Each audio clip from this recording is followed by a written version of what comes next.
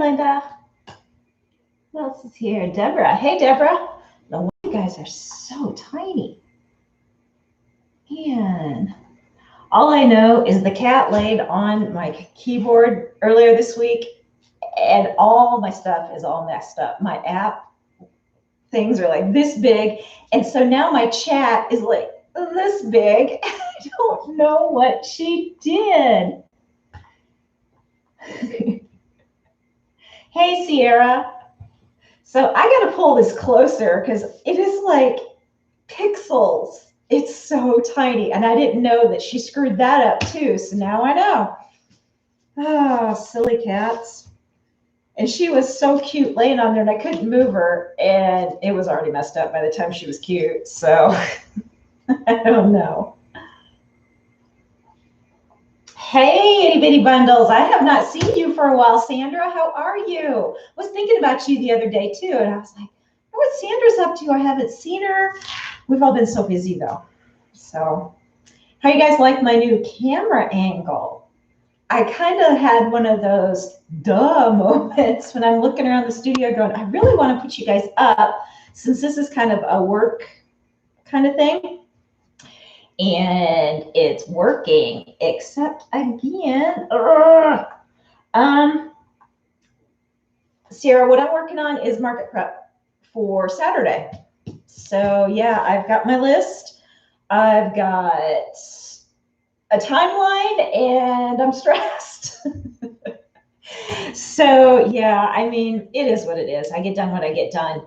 But yeah, the only thing that's kind of stressing me out right now is the banner. I've been messing with it, and I know I've just got to sit down and pull it apart in a program. And the program that I read that I could use is not working. So I think I've got it figured out. I've just got to go read something real quick. So yeah, it is Halloween time already for stuff, isn't it? Oh my gosh, I know. It's just crazy. Someone's making, yeah. You can see him, can't you, Linda? He's back here making muffins. He's so happy because I'm down here. I haven't been down here like for a real long time. I'll come down for short stints and then go back up throughout the day. He likes me down here for long periods of time. So he is a happy boy because he senses I'm down here for a while. Hey, Carolyn. Good. I'm glad you guys, I like it. I didn't even think about the fact that I could put you guys on this stool. Of all things, a stool. But it works. So yeah, except my camera keeps trying to focus. So bear with me on that one. I don't know why it keeps doing that. Probably keeps hitting something back. But yeah, so this right here is my canopy. Came in yesterday. That thing is heavy, but it's on wheels, thankfully. So I've got to take some time and pop that open out on my deck and make sure I know what I'm doing. And then try to put it back in the bag. That's going to be the hardest part probably, is getting it back in the bag. So yeah. But yeah, I have so much cutting to do. Oh my, I mean, I cut a whole bunch last week, sewed it all up. I've got just a little bit left to finish. But I thought, you know, I just need to cut a whole bunch more again today. So we're chatting, and I've got to figure out how to make this bigger. Oh, how to do this. There we go. There we go. Now I can reach you guys. All right, I got it figured out. We're good. So those of you that came in late, Kat said on the computer earlier this week, messed up all my settings. I'm still trying to figure them out, and I think this was one of them. So yeah. Hey, Ediani. Just saw you there. Now that I finally got my my stuff to where I can read it. There we go. That's better. So yeah, I'm gonna just try and cut some stuff out and chat with you guys for a while. And I got to look down here even though you guys are up there. So I'll try and look up there, but I'm looking down here too to read what you guys are saying. So how's everybody's weekend going so far? It's Sunday afternoon late. So we're there again. I can't ever believe it's that time already. It just goes so fast.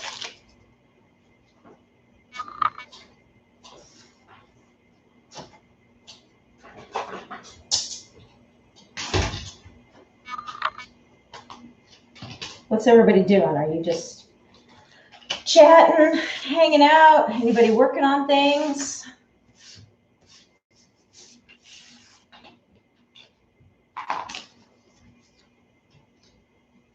How you feeling, Ediani? Are you at work right now? I think you are, aren't you? This is a work day for you, so you're probably just in and out a little bit on us.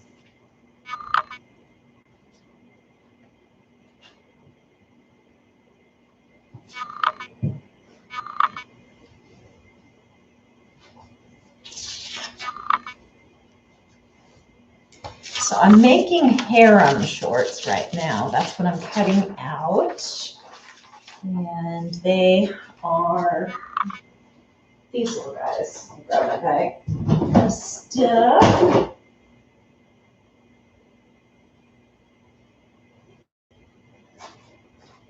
These are what I'm cutting out right now. So, but these are tiny. These are like 3 to 6 months. So I'm working on up to 24 month, and I've got the 18 to 24 month almost done. They're cut out and almost done. Oh, you're driving to work. So that's what I'm working on, but you can tell I've already got tags on these, and they're good. They're packed. They're done. So that's what I'm trying to do, is do a bunch, stop, tag, prep, tag, tag, prep, tag, and put them in the box. So things are going pretty good, and I've got most of the bunnies done. I think I'm just missing some size tags for a couple of them, and then they are done. I think what else I was gonna, so the sublimation machine is going really well. And I did not, Linda. I tried, and I didn't have time to mess with it enough. So I printed on clear labels and then cut them scaled them way down. And then all I did was just cut them and plop them. I'll get to that one later. I figured I've got to get into production. I don't have time to mess with labels right now. So what I did though was started working on, there, on the loveys. So I've got a piece that I'm doing, as you can see. So my sublimation printer is what I've been using for those. Got this one, and they're all going to be just a little different for now. I've got this one. And then I've got this one, which has yet to get a back on it. So I've got a bunch printed up. I've got hedgehogs. Need to be put together yet. And another version of the bunnies in the balloons. So got a bunch yet to do. These are a nice little break for me when I get kind of tired of everything else that I'm doing, because they don't take very long.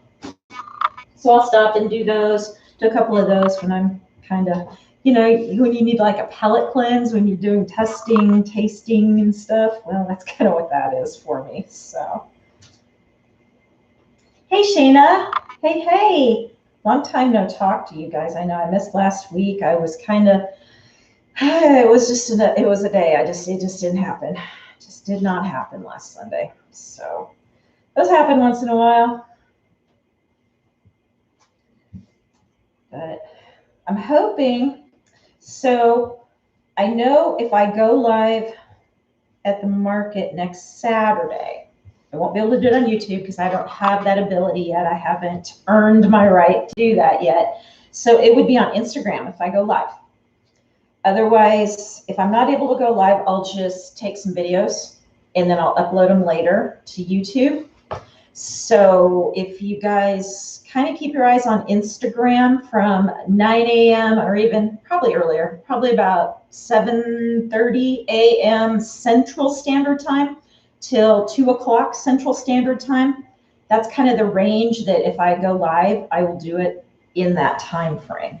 So if you guys want to catch that, otherwise it'll still be up there. You guys can go see it later. so you don't miss out.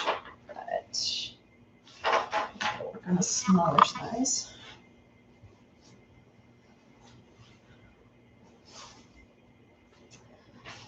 So yeah, I just don't know how the day is going to go, whether it's going to be crazy or not. I think it might be because they keep adding things to it. They now just added a game truck.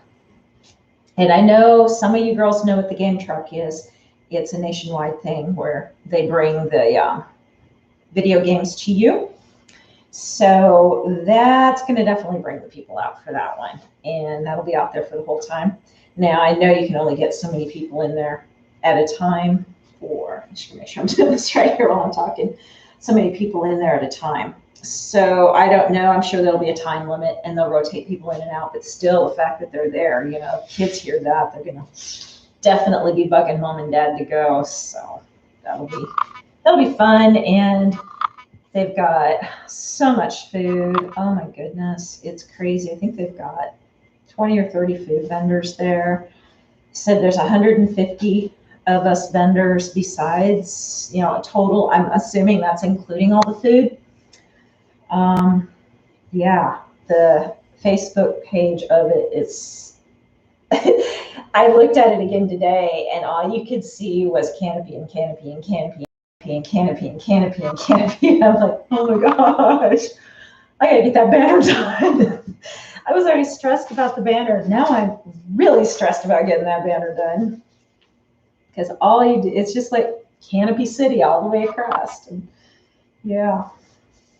I'll be the white canopy amongst all the others, but you know, you got your choice of white, red, blue, purple, pink. Yeah. Hey, Sandy. So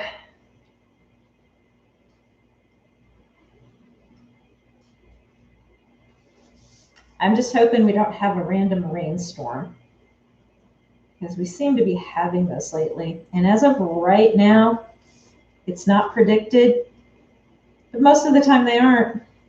And they just kind of pop up. So I'm hoping we are good to go there.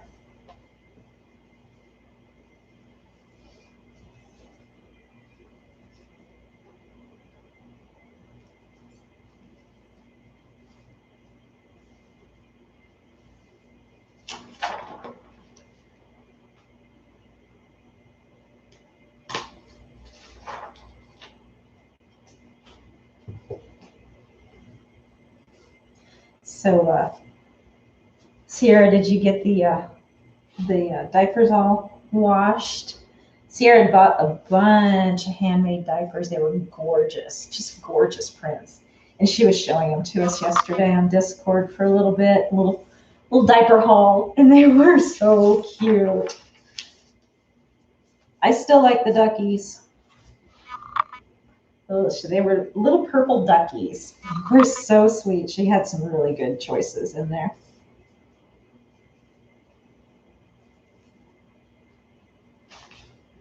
Oh, hey, Danny. I don't know if I noticed you came in earlier. Sorry.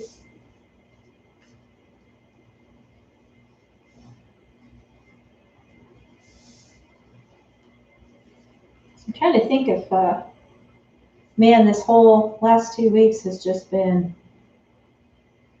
go, go, go, go, go. And then today I sat down and I'm not a big one for doing a to-do list. It just doesn't ever seem to work for me to sit and plan out what I'm going to do on each day. But I did it this week just because I had to make sure I remembered to do some certain things on a specific day. Like I don't want to go get a bunch of change until Friday because I just don't want to deal with that until Friday. So things like that. And so I figured a to-do list would be good to have so I remember those days and, you know, make sure I do, you know, get this ready on that day because I think it'll be best to do it on that day. So, and yes, Linda, I penciled you in for Thursday night. I have to go over to, Linda's on here. I have to go pick up some of the display stuff from her. She's got things I'm gonna borrow. So I only want to pack my car once. And so that's part of this if I'm going to go pick it up, then it's packed.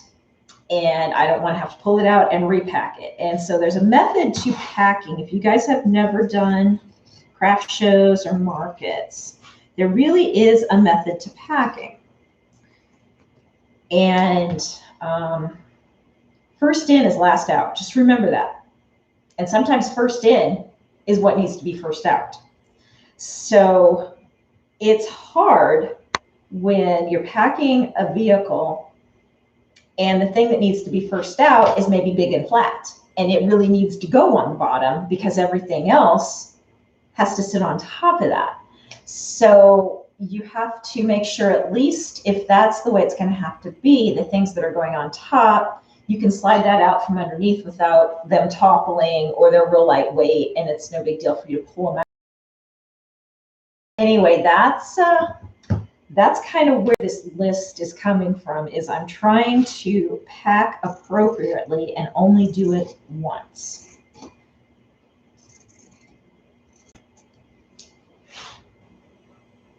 Oh, how's it going, Sierra? Does she like them? Is she really proud of them? I'm sure she is. They were so cute. So, so cute. She's probably showing them off to everybody.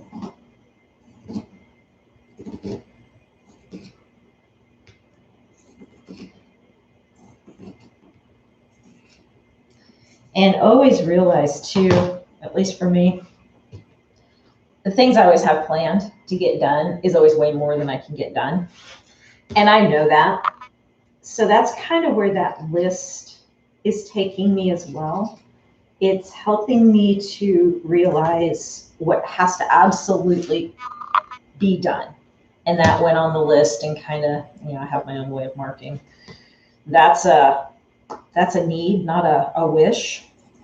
And then everything else gets packed in around it. That's the wish. And then if the wishes fall off, well, then those will be next month. As first time for me with market prep too, is I'm having to do so many things that I'm never going to have to do after this one, because it'll be done, like my banner. So I have to make sure my banner gets done. And then next month, I won't have to worry about it because it's already done. I just have to make sure it's either pressed or something. It's not a big deal. I won't have to set up my canopy because it just got here. I will have already done it and used it and know how that process goes. So, little things like that, make signs and figure out labels and all that, so that now moving forward, that's all done. All I have to do is print or change a few things in print and put it all together. So unfortunately, that's where a lot of time went, was that first time prep that just takes time. And that's why I'm not going to be so hard on myself, that if things are a little light, I can fluff out the space good enough for this show to make it look full. And then next month I'll have a whole lot more inventory.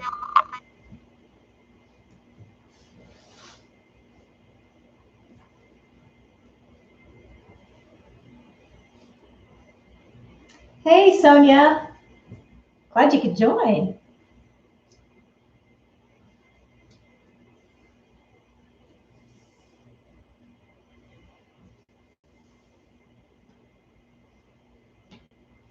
I know a lot of people are starting to talk markets as well. I just can't believe, we're finally back here again.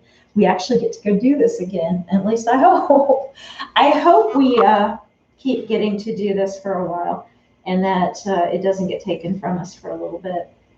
Because this is like prime market time, starting right now through December. This is what we work all year for, is this time of the year, because that's our biggest times. So I am just hoping that we can keep going.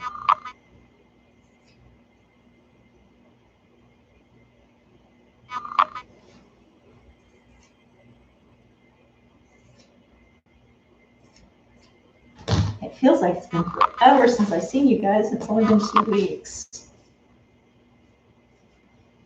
I've done a lot in 2 weeks, though.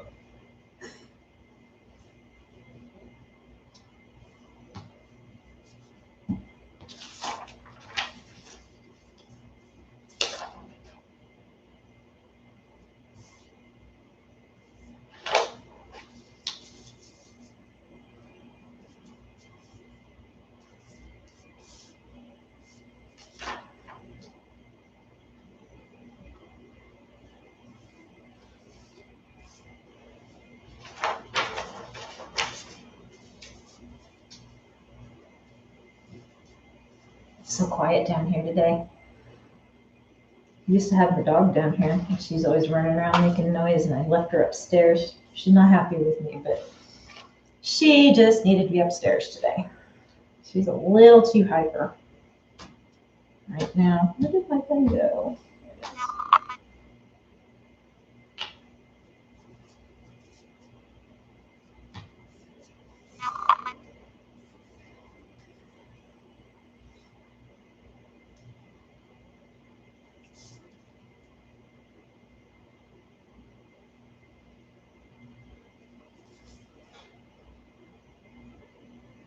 Yeah, it did go by fast, Ediani. It really did. It seems like it's been longer than that, though. It's really weird.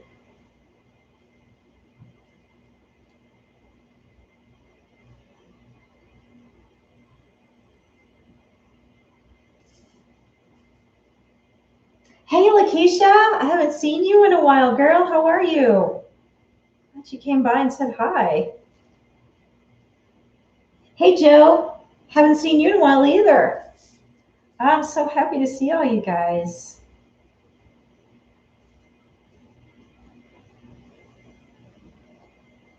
Yeah, this is just market prep day.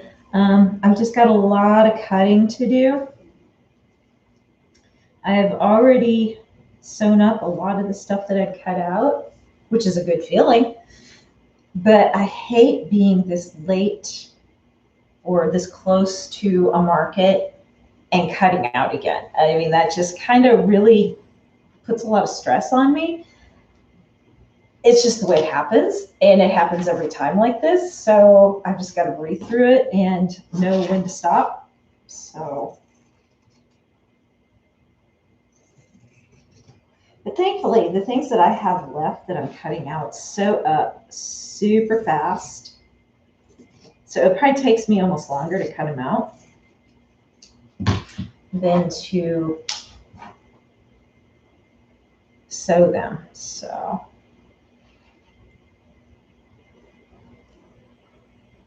Putting a blade in. You know, and half the time with these knits, when I'm doing these foldovers like this, it's almost faster to use my scissor just because this knit moves so much with a rotary. And I've got just enough of a curve on it that I can't use my ruler to hold it down because it's not straight. So no zipping those down.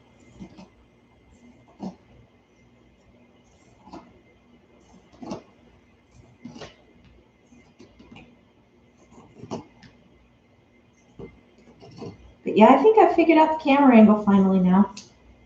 This is what I've been wanting, is so that you guys can look down. I can still see you. And yeah.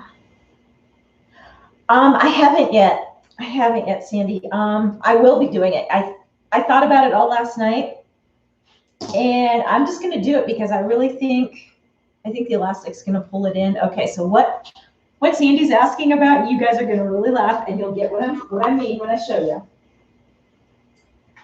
Okay, so you remember, grab this to remind you guys. So you remember the peasant dress that we make. So this is a 12-month size. So that looks about right. But when you cut them out, they look like really ginormous. And even this one looks ginormous.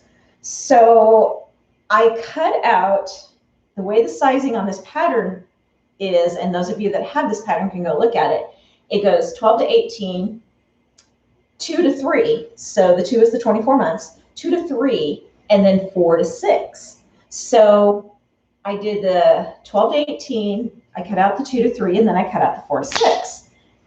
And I sewed the 4 to 6 together, and I was showing these guys on Discord yesterday. I said, I'm a little nervous about this.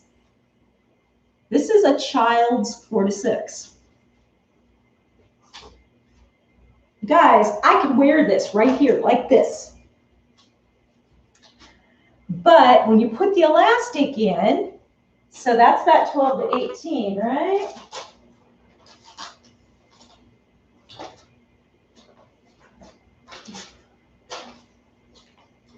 So here's the 12 to 18. Look how big that looks. And then when I hold this up, okay, you know, it'll go in. I'm just going to do the elastic and trust the process.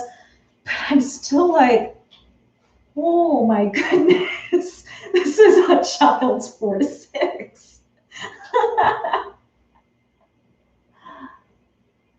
Okay, Lakeisha. So, yeah, well, and it's more of a 6 than a 4, Shayna, because it's the range 4 to 6. So I got to keep remembering this is more of a 6 than it is a 4. And so at least they can see it and touch it before they purchase it, so they know what size. But when it gets pulled in, though, it'll go in. So it'll be okay, but it's elastic. Without the elastic is just really blowing my mind right now.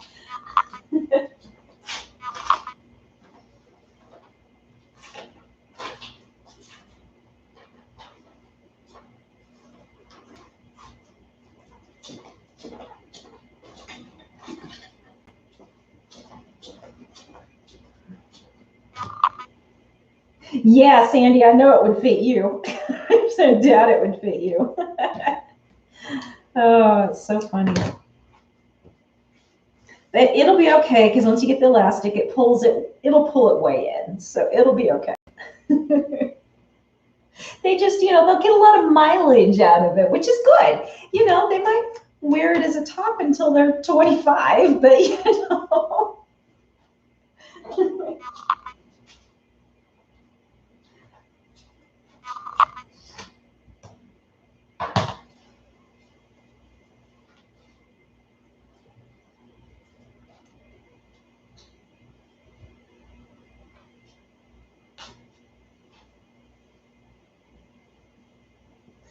Did you get your sewing machine worked out, Sandy? Are you still struggling with it?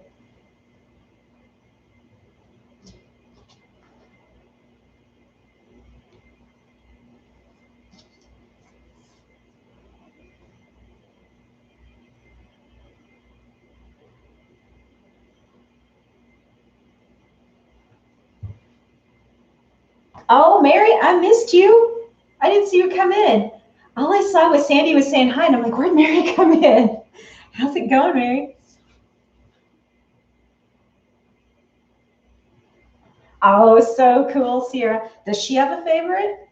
Or has she not said yet? And she may not until she wears them all. And then she'll probably one day have a meltdown because she wants to wear a certain one because it's her favorite and you won't know it. And of course, that'll probably be the one that's in the wash.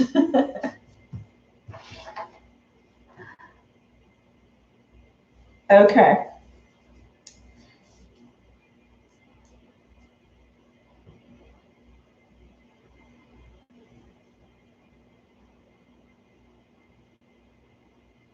Yeah, Danny. Fashion Boutte is for sure. Oh, she's so stinking cute, Sarah. I loved her little piggy tails.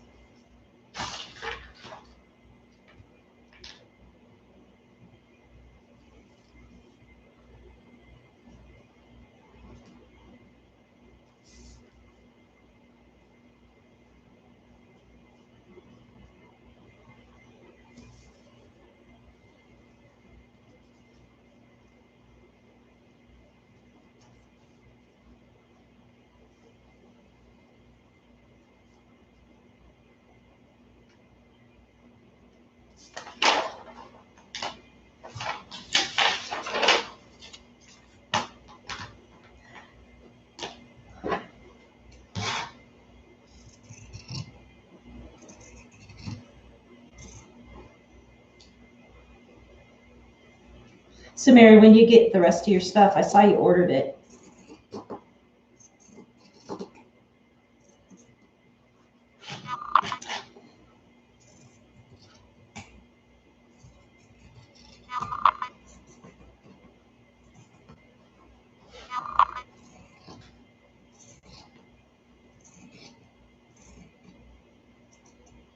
Oh, I take that back, Linda. I did do it tags. Do I have one? Yeah, I do.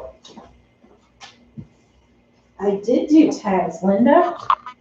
I forgot about these. So I've got the little tab tags here, and I'll walk it up to the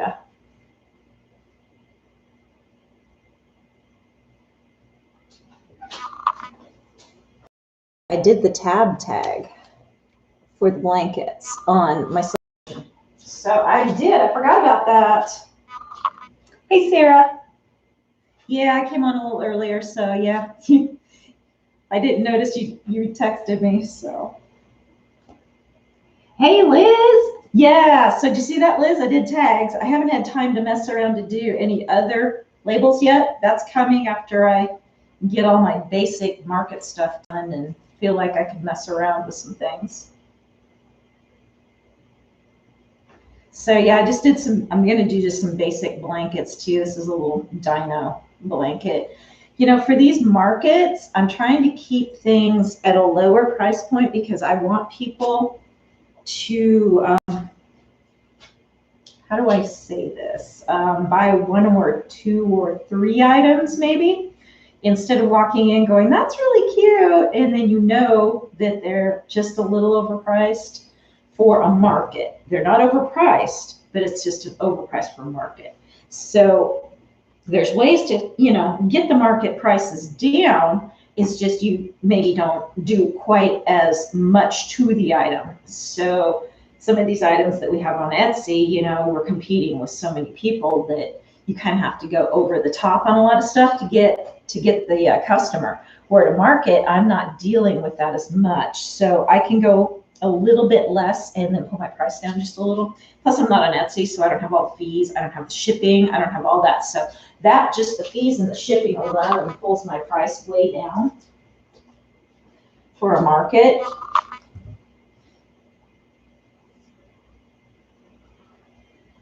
So yeah.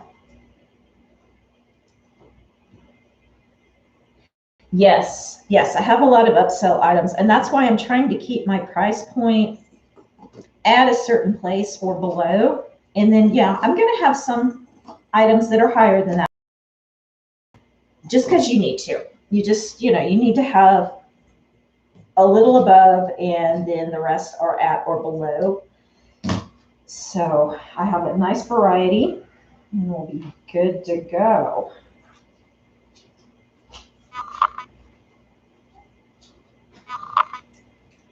So Liz, you didn't see my loveys. Let me show you real quick again for those of you that just came on and you missed them, because you know the sublimation thing just happened for me not too long ago. So I'm practicing on these loveys, and I'm going to take them to market. So I've got that, and I love this one with the little hot air balloon. Got another one with the hot air balloon, and they're all just a little different.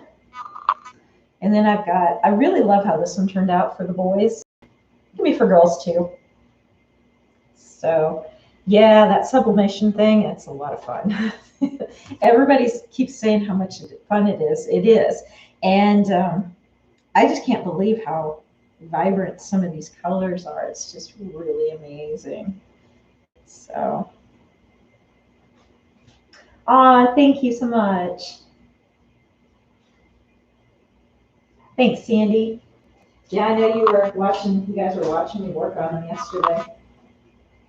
I'm just really shocked at how bright the really true bright colors are, and just how beautiful the little muted colors come out. It just blows my mind.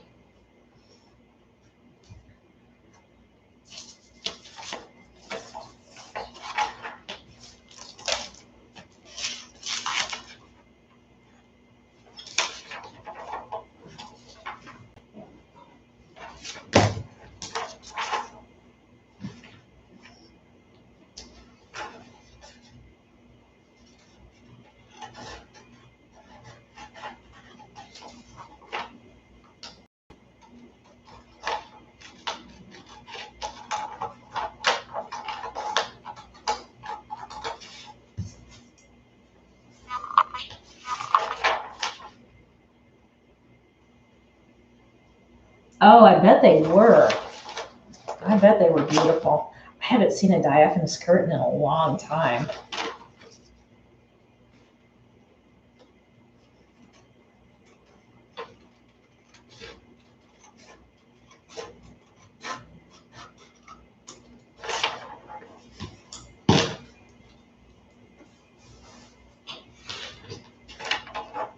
So has everybody got a busy week coming up too, or is it just me that's going to be losing my brain for the next 6 days?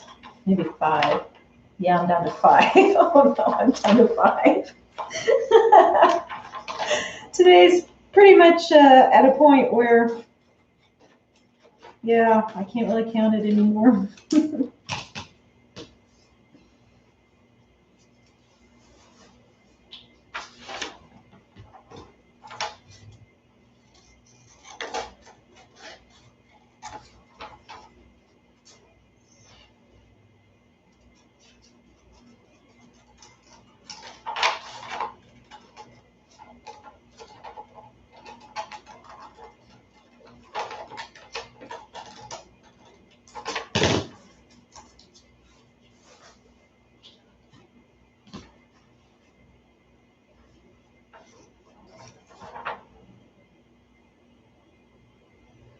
Yeah, I hear you, Sierra. I hope so too. But you know how kids are. She probably will have 1 or 2 that are her favorite, unfortunately. Well, at least if it happens, I hope she lets you know early on so you can kind of be prepared for that.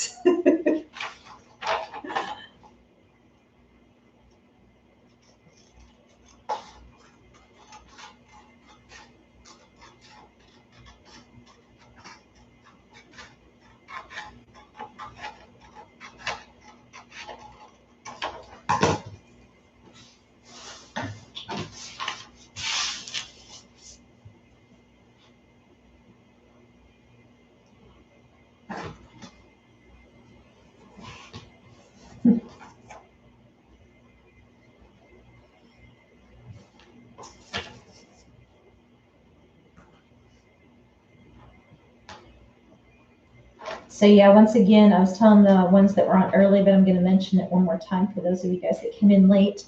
I won't be able to go live on Facebook from the market next week because I'm not granted that privilege yet. We're not there yet. So I'm going to try my hardest to go live, and it'll be on Instagram.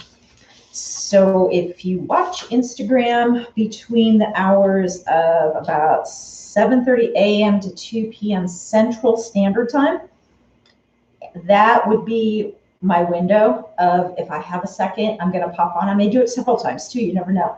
I may be able to. It just depends how busy it is, how crazy it is. You know, if I've got a ton of people in my booth all the time, I may not be able to. But, you know, I also know that there's going to be these little windows when it's a little quieter too. So might be able to do some shorts where we do it for, you know, 10, 15, 20 seconds or for a minute or two. But if I only have 10, 15, 20 seconds, I might just do a short and upload it to YouTube.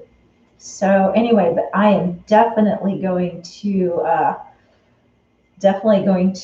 give it my best because I want you guys there with me. I want you to see how a market is and get a chance to, if you are thinking about it, get a chance to either ask me questions, anything. So that's what I really want to do is I want to help you guys with these markets, and I'm going to do this market every month.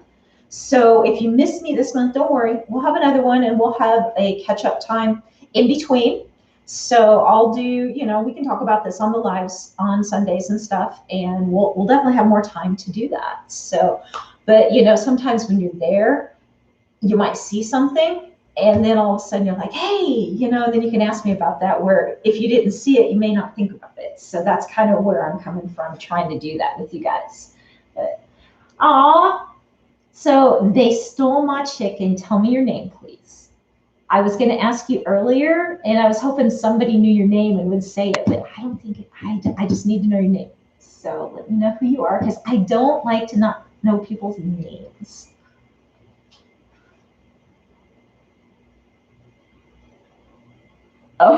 Oh, Mary. Aw. Well, maybe you can help her learn how to do it then, and then all of a sudden she'll be in your camp. Yes, Mary has chickens. Yes, she does. Mary's got some cool chickens. She shows us every now and then. Okay, Donald.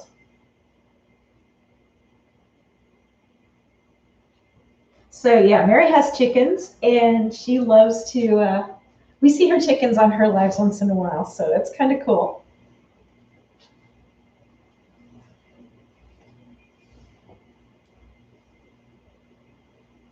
Yeah, Mary, you just need to help them figure it out, and they're going to be like your biggest fans on that afterwards. So,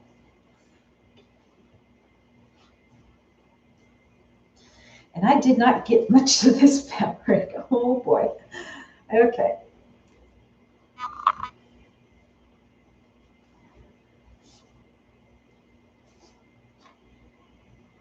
Extra crispy chicken. Yeah, I'm like it. I'm with you there, Donald. Extra crispy.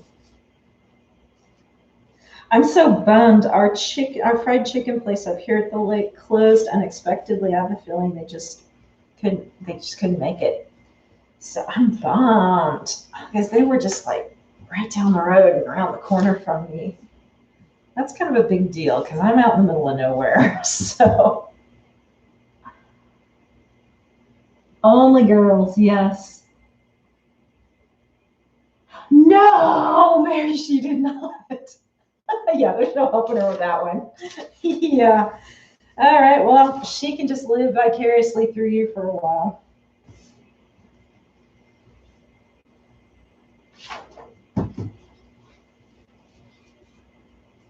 Man, that must have been an event if she smashed it.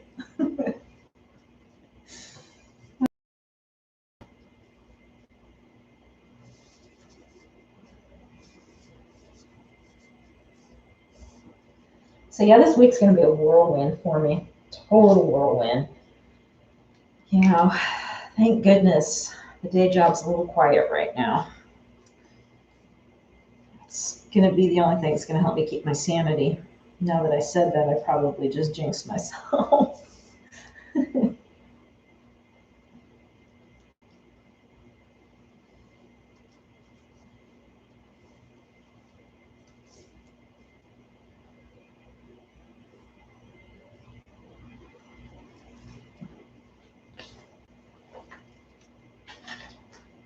Are you working on anything, Mary?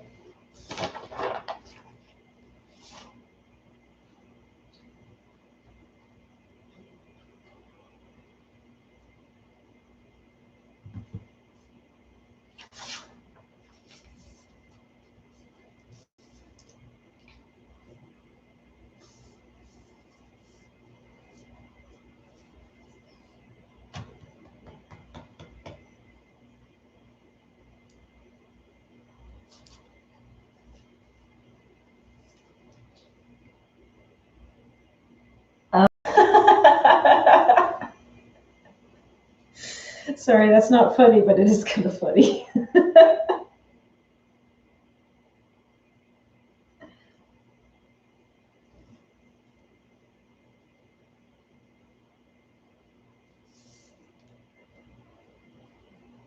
I'm sure she's miserable, poor little girl.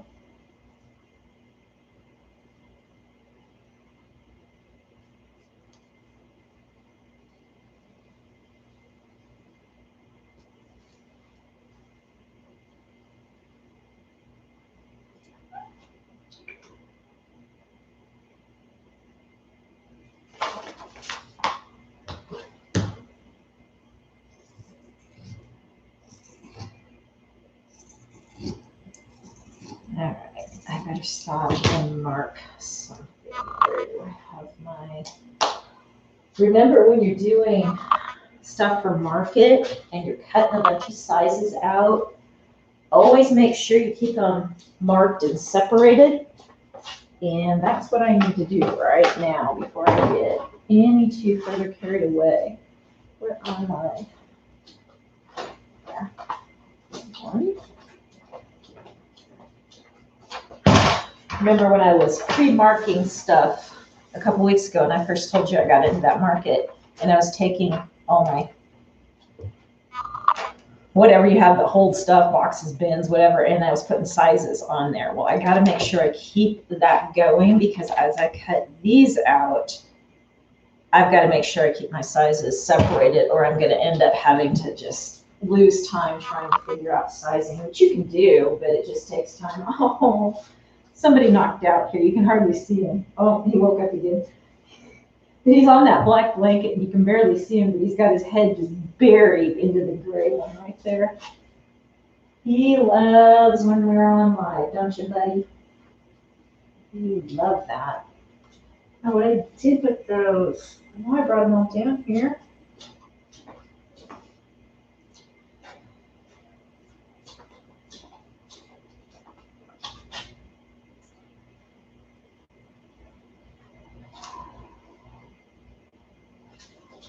So the one thing that I'm still trying to decide if I want to do, and it's going to be a last minute thing, is, and it's something I need to kind of start tomorrow if I'm going to do it, and I might try, but I want to make up patches. And I would think that patches would sell really well, because you can get, you can sell them for like $5 to $10.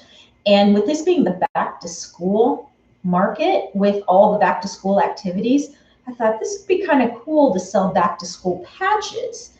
And then if they buy a patch and just want to put it on like their backpack or on a shirt or hat or whatever for the kid, then that might be the way to kind of also help pump up just the piece count. Because remember when we talked about trying to do your sales more in a piece count than in a dollar.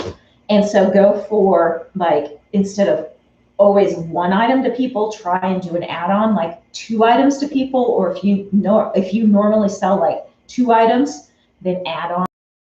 And then that helps you, in the hoop pencil cases, that's a good idea, Sandra. Yeah, that's a good idea, because I've got my machines just kind of sitting quiet, and so I could move my work stuff down here, my day job down here, and run those, or at least I would want to run both, actually, if I'm going to do it to make it worth it, and run those while I was working. So I still may do that, because I really want to have something that is in the under $10 range that I know I have a whole lot of. And so the patches were one thing I could think of, and then some in the hoop stuff would be a really good idea. So I got to sit down tonight and really get a game plan for that figured out, because I know I have a whole bunch of embroidery designs, and all I would have to do is just real quick go through and put them together in brilliance with some words, and I could probably come up with some really cute designs that I could make into patches and stuff like that, and look for it in the hoop pencil case as well, and see what that entails, how much time that looks at, because I'm kind of at the point now where if it doesn't take too long to do them, then it would be worth it, because I need to at least have a healthy amount. If you don't have a good representation of an item, then it kind of just doesn't sell. And unfortunately, that's the reality. Now, if I have 1 or 2 things that aren't represented real well, like, a couple pairs of shorts or whatever, that's one thing that, like, back to school items, I really have to be strong in, because I have a feeling they just wouldn't sell if I didn't. So there's that.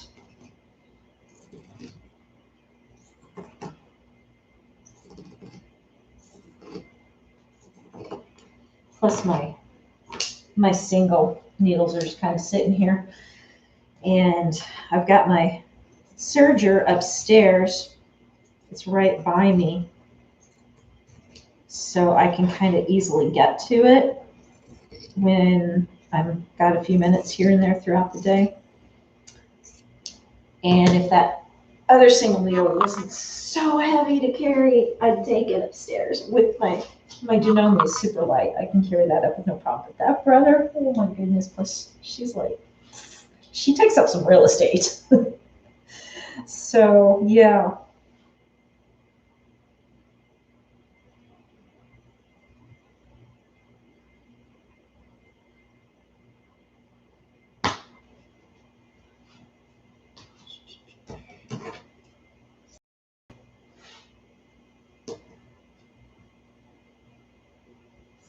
So anyway, that was kind of, think about that because that would be an easy, like the patches would be an easy add-on because they're going to be in that $5 to $10 range. And most people, if they see something cute like that, you know, they can instantly think, oh, I can put that on a jacket, or that'd be really cute on my kid's backpack or something, you know, or if they even just want it to put it in on the front of their folder or something, you know, anything, you never know. On their computer. All right, where was I'm working so much between upstairs and down here. Invariably, everything I need is in the office place right now.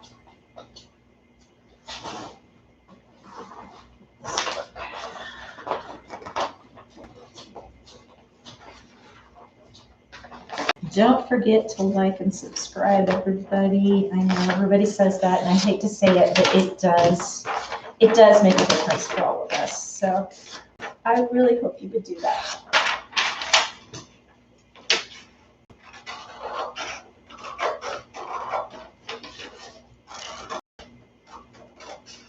So did everybody see that Angela is going to be doing a get-together at the, it's not Stitches, but it's, I can't think of the name of it right now, but out in Jersey. So that's coming up real soon. So I wonder if she's going to travel a little bit and come a little closer our direction. So I saw that. That would be so cool. Yes, and turn on notifications. Thank you, Donald. Yep, I forgot about that one. So that was kind of cool. It's been fun watching her grow like crazy in the last year and a half. I mean, you guys remember when she was just talking about how all this was going to blow up for her, and now it is. It's so exciting.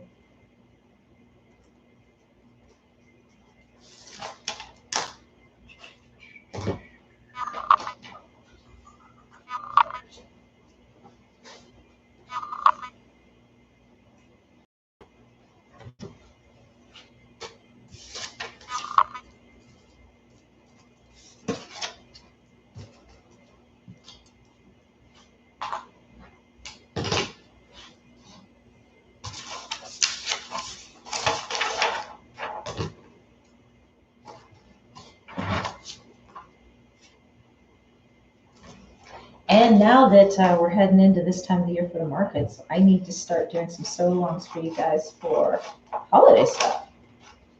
That's going to be fun. I've got some ideas.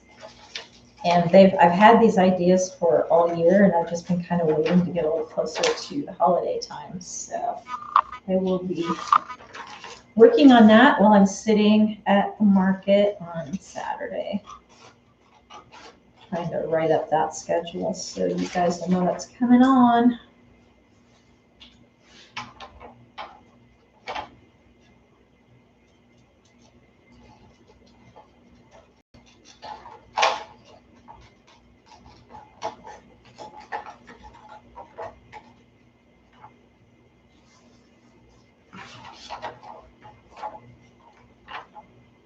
Yes, the weather is best during fall. I agree. You know, I love hot weather. Don't get me wrong. I love hot weather. But it just doesn't feel like football season when it's 100 degrees outside. I'm used to the leaves changing, and they don't change down here until like December. So yeah, I'm watching my first football games, and I'm still like, this is weird. I'm supposed to be able to wear a sweatshirt, and I can't wear a sweatshirt. I'm getting used to it though. Now it's starting to feel like football season just because the calendar says it is.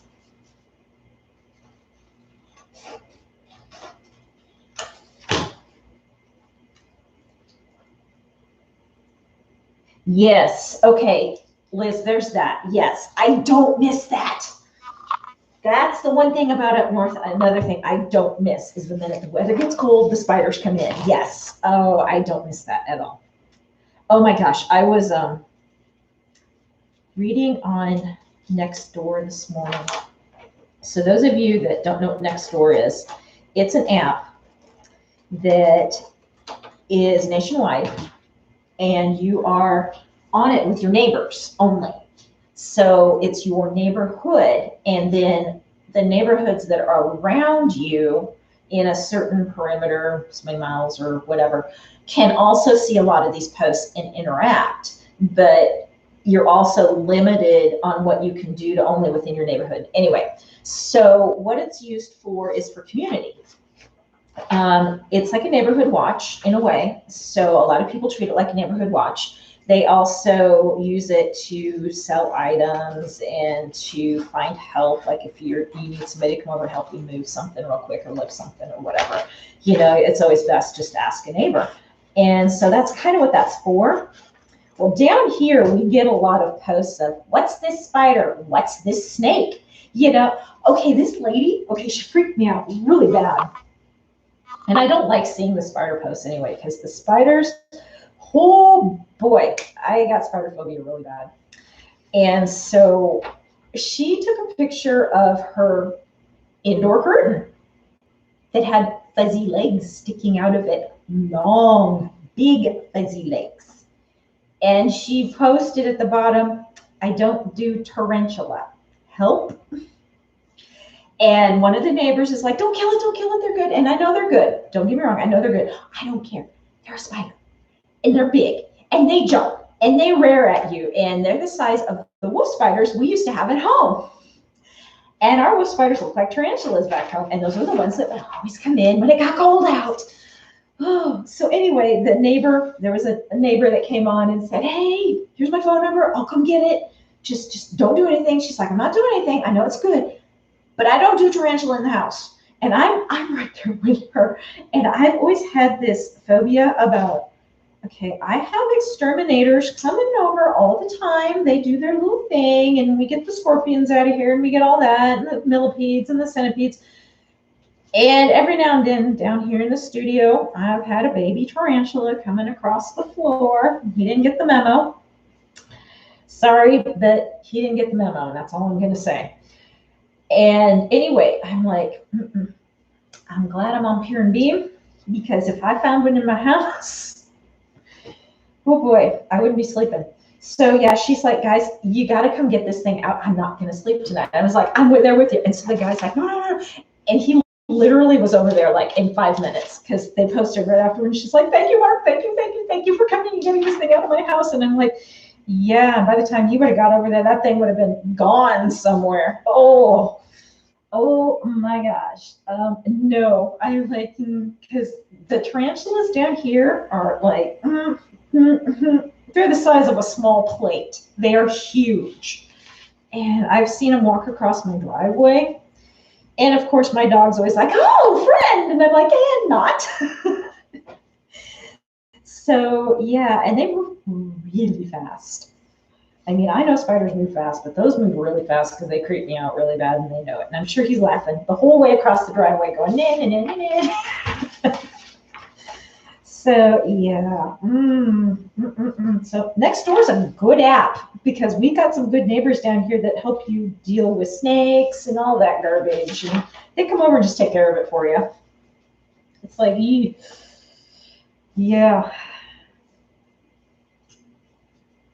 And we also get the silliness, but what do? You get the people that want to fight with each other on there. So there's still that garbage going on, but for the most part, everybody kind of takes care of each other. So if you don't have Nextdoor, I suggest checking it out, because your neighborhood probably is on it.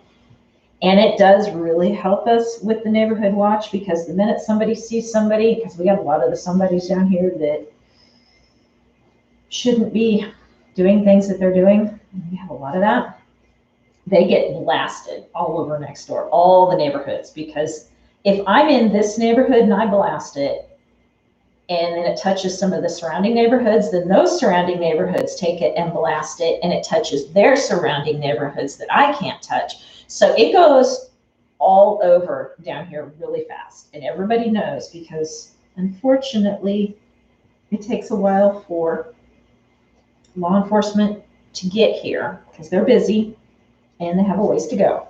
So sometimes we just have to make sure that these people know they're being watched.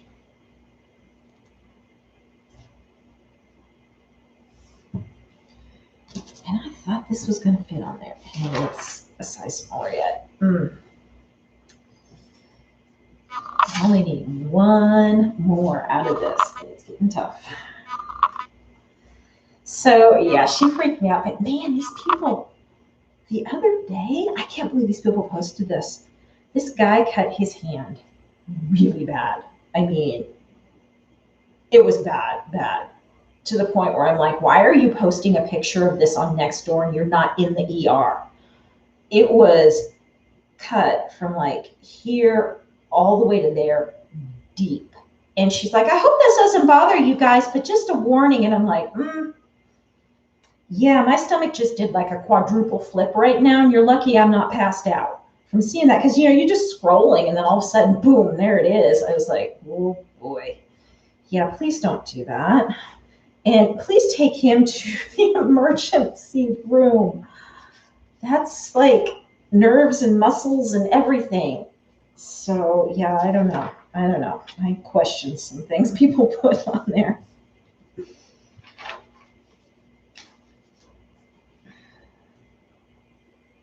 Yes, it's a big deal, guys.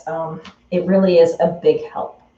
So, and then also it just helps you, like we have houses for rent and for sale on there as well. So anything really local, or if somebody's looking for a place to rent, or they're needing,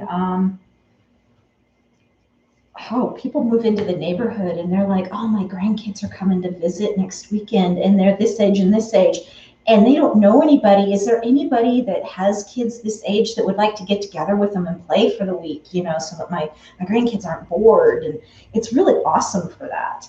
So it really gives us a great sense of community and a great ability to have community. We also have,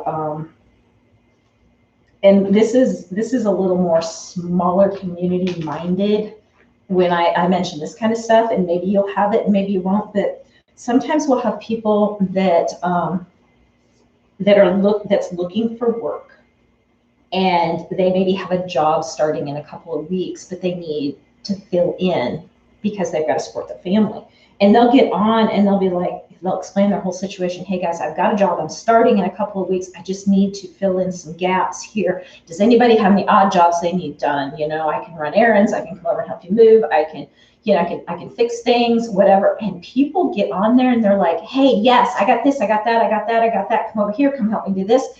It's really amazing the way that people just step up and help each other on that Nextdoor app. It just blows my mind. It makes up for all the stupid that you have to put up with on there as well. So just remember, there's going to be some stupid on there, and you just kind of ignore it. And there's moderators. They go on and they'll close out a thread if it gets really out of control, and it happens. But for the most part, people get on, and if it starts getting out of control, they kind of tend to try and wrangle it in and tell people just to be good. But it also, up here, another thing I really like is we have a lot of food trucks and we have a lot of new restaurants. And that's really great. But I'd hate to be the owners, because these people get on right after you open, and they are honest to a fault, honest. And that's good, but that also, it's like, oh man, they just opened. Come on, give them a break a little bit too. They've got to get it rolling. But I'll drive by a new restaurant that's opened up or whatever, they'll have the menu posted on there and the whole bit. And it's like, wow, this is really awesome. I just got to go cruising and looking for it. I'm really frustrated though, because there's a food truck that's been at that entrance to my subdivision for the last couple of weeks, and it hasn't been on there yet. And I'm like, what are they serving? Because they've got just enough people there, and you can't tell by the name of it because it's just a real generic name, and I don't see anybody walking away with the food yet. They're ordering, so I can't tell if it's desserts, is it dinners, is it burgers, is it, tacos? I don't know.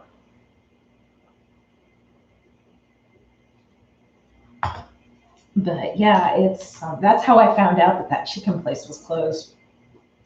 Otherwise, if you go to their website, it still says it's open. So yeah, it's kind of bummed. And you drive by and they don't have a sign up saying that they're closed or anything. So I'm hoping it's just temporary and that they just needed to maybe get some money or something rolling again, because maybe they weren't having enough business. I thought they were having quite a lot of business because they were always busy.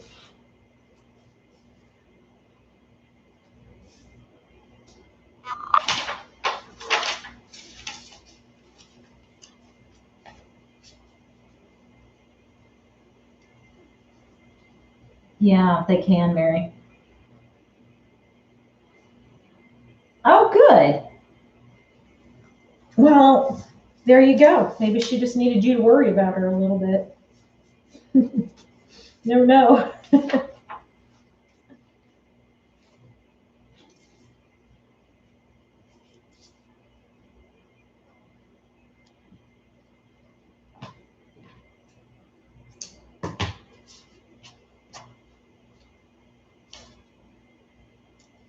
Looks like the rest of this fabric's going to be bunnies.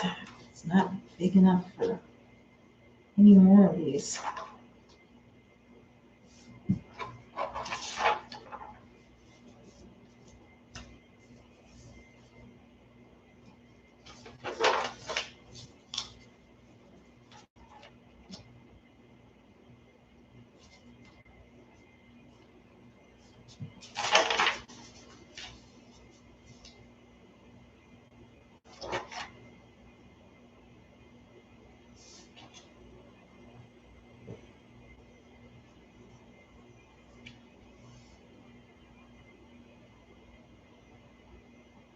Yeah.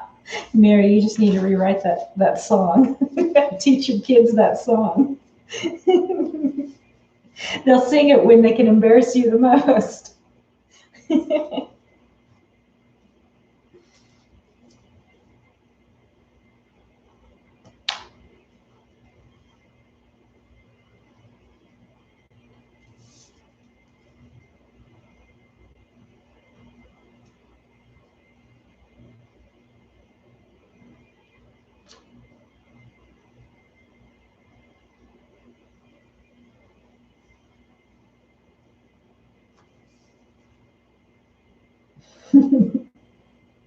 Not that your kids ever embarrass you or anything, Mary.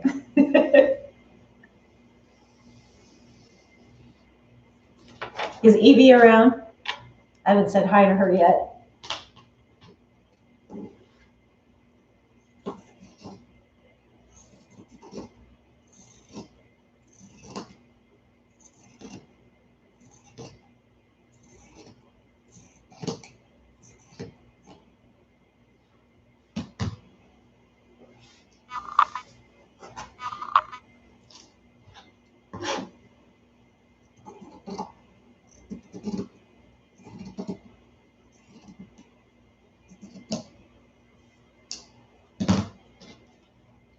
Ah, okay. I was going to say she usually hears me.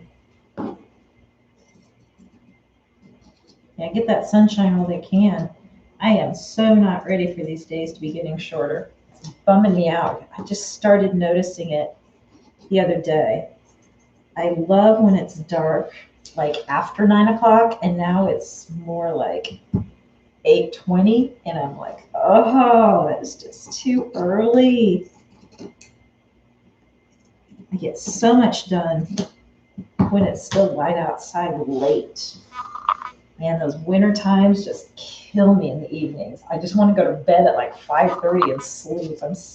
It's such a mental thing.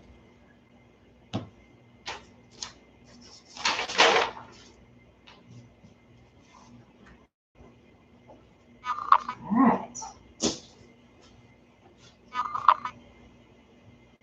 Oh, yeah, well, adulting is inevitable. What do you got to do?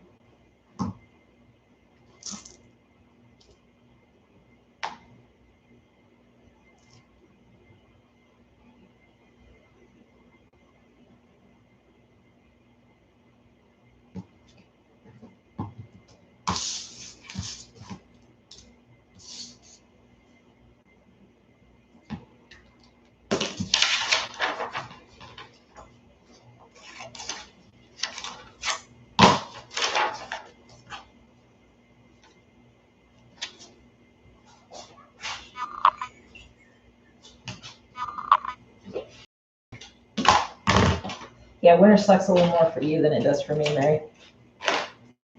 I won't tease you in January, I promise.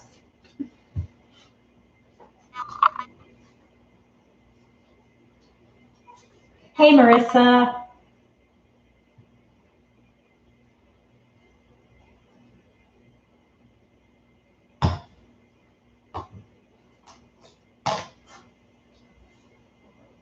Yeah, if I tease you in January, I'm going to get a February again.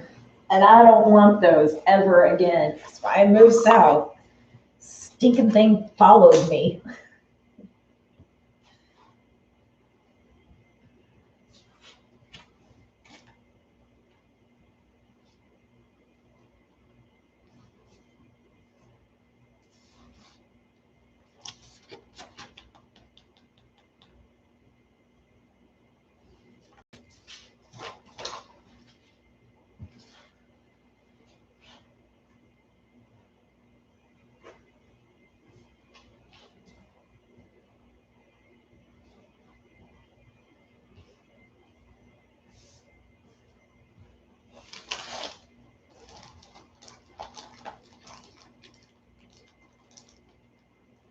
Hey, Angela. Oh, no, you're not really late. We're just kind of, you know me, I just kind of roll in now anymore on Sundays between this time and this time. I'm kind of all over the place. Yeah. Yeah, you and me both, Mary. I don't ever want to do that again. No, no, no, no, no. That was the longest week of my life, and it should have never been that much pain. And it's just that we're not meant to have that kind of weather down here. So, yeah.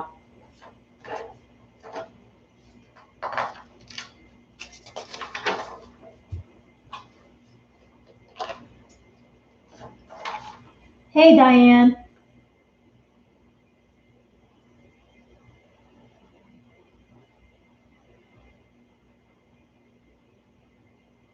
Oh, that's okay, Diane. You're not a little late. Nope. Nobody's late. We're just market prepping and hoping other people are kind of doing the same, doing their fall things. I know Sandra's working on Halloween.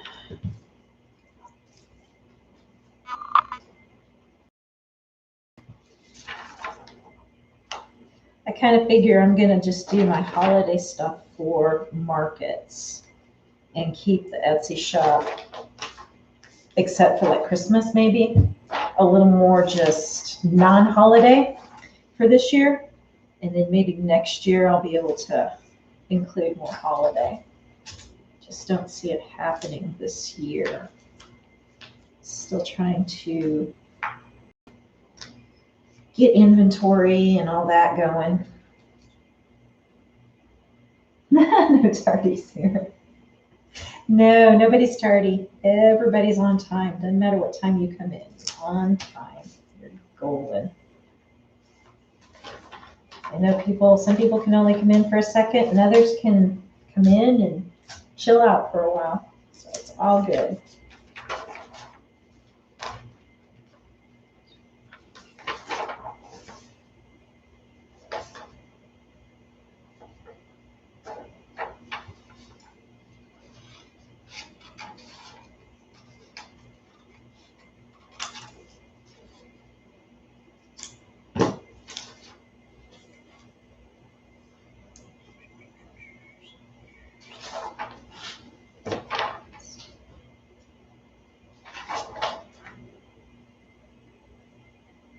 Yes, we are a happy, loving crowd, Mary. Very much.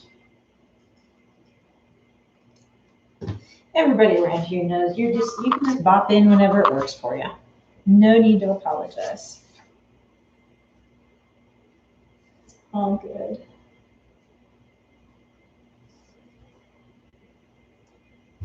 This is really sad. So I'm doing this, you know how when you print your PDFs out and you've got to put them together? Well, I don't need the 18 to 24 because I'm done with that for all the fabrics. I already did that one. So I'm starting at the 12 to 18 and moving back. Well, this is the little piece I have to tape on here for my 12 to 18. This is crazy.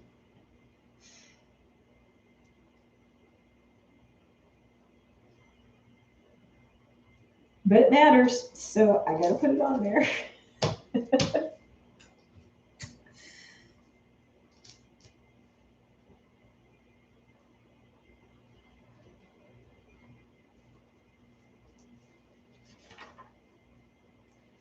So yeah, it's Sunday night again, guys. I mean, here we are. Where does the weeks go? I mean, it's August. Guys, it's August and we're getting ready for holiday. You know what this means? Okay, so we talked about this 2 weeks ago. And I'm freaking myself out here because I'm behind, okay? I am so behind. So those of you that have been around since this all kind of started in mid-December-ish, end of December of last year. And in January, a lot of people did goals, mood boards, that kind of stuff for the year, and had a lot of projections of what they wanted to do. Well, I'm not one of those. That's just not my thing. I could put it together, but it would mean nothing to me. It would not motivate me. It would do nothing. So I watched you guys do it, and it was a lot of fun to watch you guys. And I love seeing you guys dream. And we said, wow, it's gonna be cool to see where everybody's out in a year, you know, understanding some people are gonna be here and other people are gonna be like way down there. Guys, it's August. We started those like January 1. It's August. We've got 4 months left. Oh boy. Oh, cool. Lilybug's gonna be 7 on Friday, and Danny, okay, I gotta remember that. Maybe we'll have an impromptu live on Friday night for you guys while I'm doing the last minute stuff, because I will be pretty well done on Friday. We'll be packing, but Friday night will be more, the way I have it planned is I really just want Friday night to be, oh, well, I'm going to make a few more of this or a couple more of that, but I'm pretty well done. And if it happens, it happens. If it doesn't, it doesn't, kind of night. So that would be really fun if we all just kind of did a real quick hangout for the birthday, whether it be for 20 minutes or 20 hours, you know. But yeah, guys, birthday twins. That's awesome. And that is Friday the 13th, guys. That sucks that your birthday's Friday the 13th. I'm sorry. No, it's actually a market, Sarah. So it's every month. So yeah, there will be one in September. It's the second Saturday of every month. So this Saturday is my first one, and then it sounds like all I do is I pay for each month after that. I don't have to get reaccepted or anything. So I'm hoping that's the way I read it. That's the way I understood it. So I'm hoping it's just okay. I can just keep paying my money in until I feel like it either isn't working for me or until I'm done in like 9 years or what. So yeah. Yeah, Mary, I bet. I know, man. And there really is no thing. There's no truth to it. It's just all a myth, but still, it always makes me, Friday the 13th. So it'll be a good day because it's birthday. It'll be a real good day.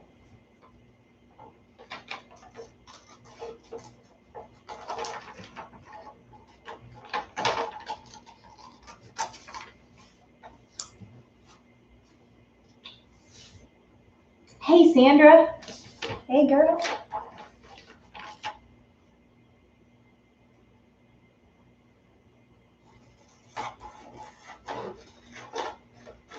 I did this wrong. That's why I'm redoing it. Not that it's wrong, but I was trying to cut the pattern and then cut it out and then take the pattern down again while I got carried away talking. And I just did it on one print and then I cut the pattern down and did it again on that same print and cut the pattern. And then I realized when I got to my last cut, I was like, oh, you got talking again. I'm market prepping, Sandra. So I'm cutting the harem shorts that I need to finish up for this week. Bummies are done. They're all packed and tagged and labeled and ironed and all that. So they're in their box. So I wanted to get those done first. Bummies are fast, but bummies are not fast. Bummies take a while to cut out, are fast to sew, take a while to iron and label. So I'm really, really glad those are prepped and that's not something I put off because I really did a lot. I think I've got like 50 pair of bummies because I'm doing one price for one and then a 2-for to try and get the multiple sale thing going. So I wanted to make sure I had, you know, a good amount. And then that way, no big deal if I don't sell a lot this month because I have tops that I want to do to go with those bummies and they're not going to get done for this market. So if I do have, you know, for some reason the bummies don't sell this month, I'm okay with that because then I'll have my whole set for next month and then they go on, which you can't see on the camera right now, but on my little children up here so that I can do, you know, the models and stuff and have them setting up in the booth and show off the full outfit. So.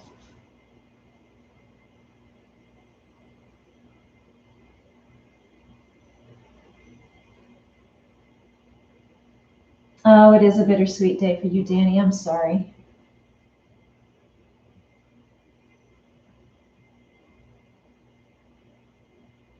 Oh, sorry, Mary. No, it's not too early for Christmas, Diane. Absolutely not. Nope, nope. A lot of people may buy early because they want to get all their shopping done. I know there's a lot of people that want all of their Christmas shopping done by like mid-October. And that way they can just do like the cookies and the parties and decorations and just enjoy. So no, never, don't think it's too early for that. Oh, thanks, Donald. So yeah, I will, I'll probably, yeah, I'm going to do Christmas in October, maybe September. It's just because I'm trying to get all of my inventory going. So I may just personally me hold off until October and I'm gonna miss out on sales. You know, it's gonna hurt me. It really is, but it's just a decision that I have to kind of go with. If I had it, so that will be next year.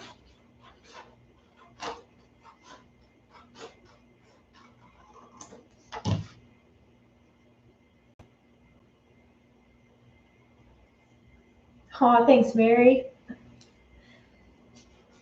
So yeah, speaking about all these funky dates, one of my favorite uncles, because all my uncles were my favorite uncle, okay? But one of my favorite uncles passed away on his birthday.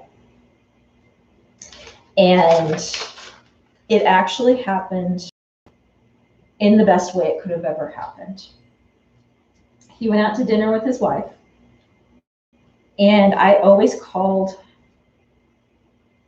especially called this uncle on his birthday because it was always 2 days before my birthday. And so I kind of called him my birthday twin, sort of. And so I always called him, and then they would always call me on my birthday. And so I called him, and I was a little bit late calling that year, because usually I call a little earlier in the day because I know they always go to dinner and everything. And when I called, they had already left. And so I left him a long message on his voicemail. And this was kind of back when cell phones were there, but it wasn't what it is now. So I would not have called a cell phone. And so I called and left a message. And the next day I had a wedding. One of my friends got married. And I don't remember if I did something in the wedding or whether I was just, I think I was just part, an attending person or something. So all I remember was in between the wedding and the reception, I got a phone call from my aunt telling me that my uncle had passed away the night before. And they had come home from dinner, and they were sitting there listening to all the voicemails that had been left for him for his birthday. And he heard my voicemail, and about 10 minutes later, he got up and literally just dropped dead right there. And he had a bad heart. He had had like 6 bypass surgeries. But she said it was actually very peaceful because he was gone that quickly. So there was no pain or anything, but to know that he got my message before he passed away was everything. It was everything. And I couldn't believe, it's like, Dick, you stinker. Only you would do this. He was such a feisty guy, and just so everybody loved my Uncle Dick. And I was just like, only you would choose your birthday to pass away on. And everybody agreed. They're like, oh my gosh, that is just so like him to do that. So yeah, that was, you never ever think somebody's gonna pass away on their birthday, but it happens. Totally happens.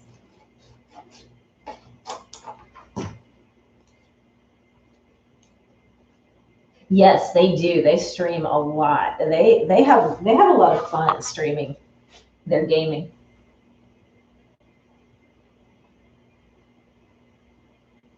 "139 days until Christmas, Sarah." Okay, we got to get boogieing. Boogieing. Wow. Yeah, Mary, you're like the rest of us. We have ADD when it comes to the craft thing. And this and that, and this. Oh boy.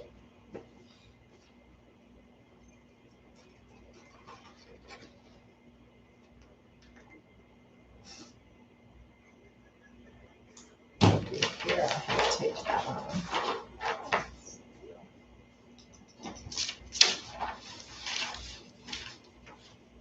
I'm talking again.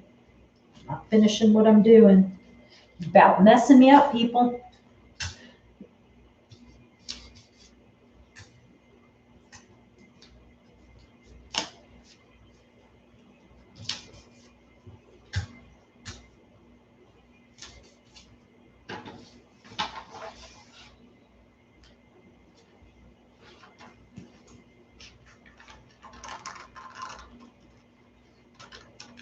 Yeah, Mary, we got to get you sewing again.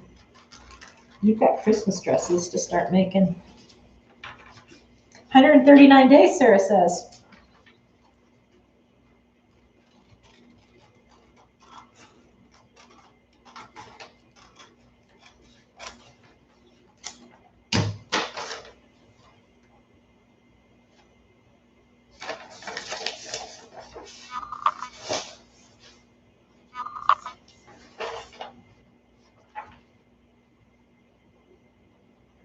Really glad I figured out how to make that font bigger.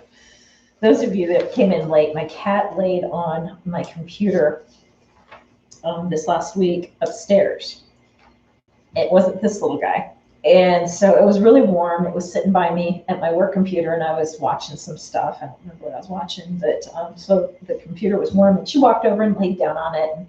And I was like, "Oh, you're really cute, but you're messing everything up." Oh boy, did she mess everything up! I'm still trying to fix the things she messed up. And one of the things she messed up was the size of the chat font, and it was so tiny when I first brought this up and got started on the live. I fixed it, thankfully, because I couldn't read it. It was that tiny.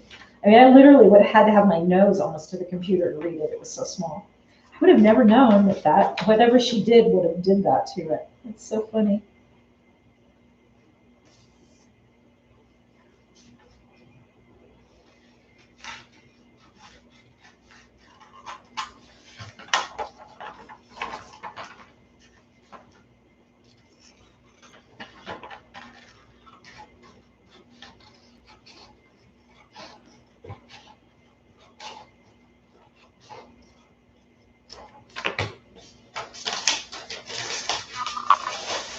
Oh, you know what I forgot to bring down? Oh, I got the fat quarters from Mia. Totally forgot. And I left them upstairs because I opened them up upstairs and they're at my desk. Oh, I totally forgot. So those of you that haven't gone and checked out Mia's site, fabricbomb.com, she's got some good stuff, guys. It's the fabric, it's amazing. It's amazing. The samples that she sent me, the fat quarters she sent me, are so cool. The link is in my description. I am an affiliate, so you guys can click through there and it'll take you right over to her site. You can go check out. And I think she said she may have some new prints coming next month, maybe. So probably, I'm assuming for now, while she's trying to get everything running, probably when she puts in the pre-orders, she may be able to order like so many more prints. And so then we'll get new prints every time we do a pre-order until she's able to get that rolling and everything done. So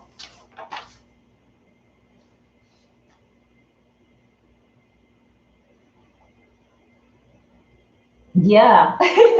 Sandra, you know, some of those games are meant to work the kids out, and that's awesome. That is really good that he gets that excited. Anything to wear them out, right?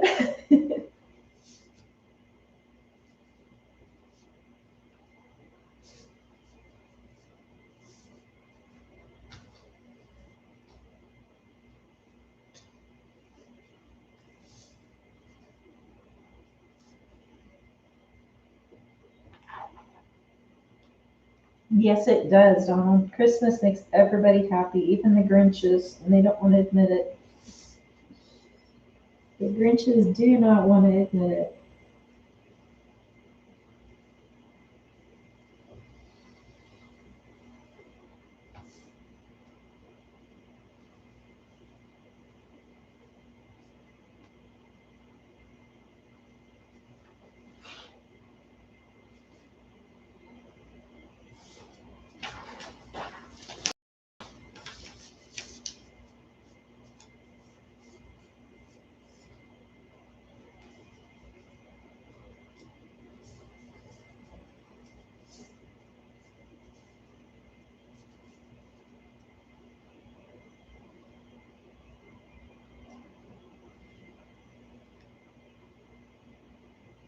Okay, Mary. Hey, Mina. Hey, how are you?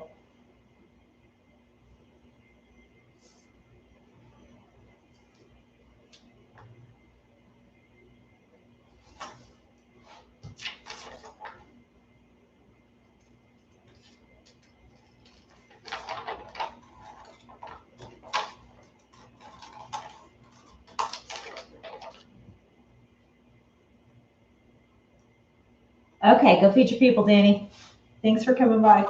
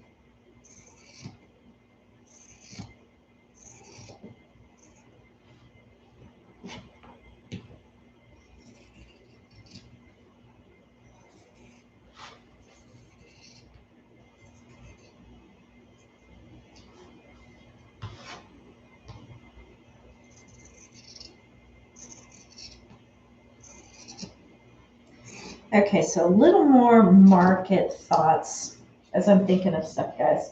So for those of you that are going to do markets, if you are taking, say, you're making inventory, and on your site you have you're running your site as made when ordered instead of having ready to send or RTS.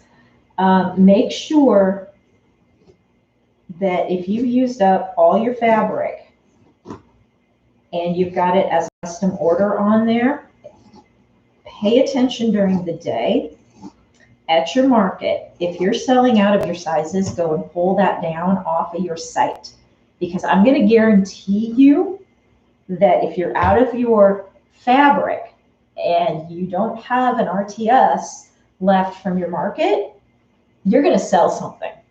And you're going to either have to give the money back or scramble to try and find the fabric or something. So as the day progresses, if you notice something is selling really well and you know that you're out of it, go pull that listing down and just inactivate it.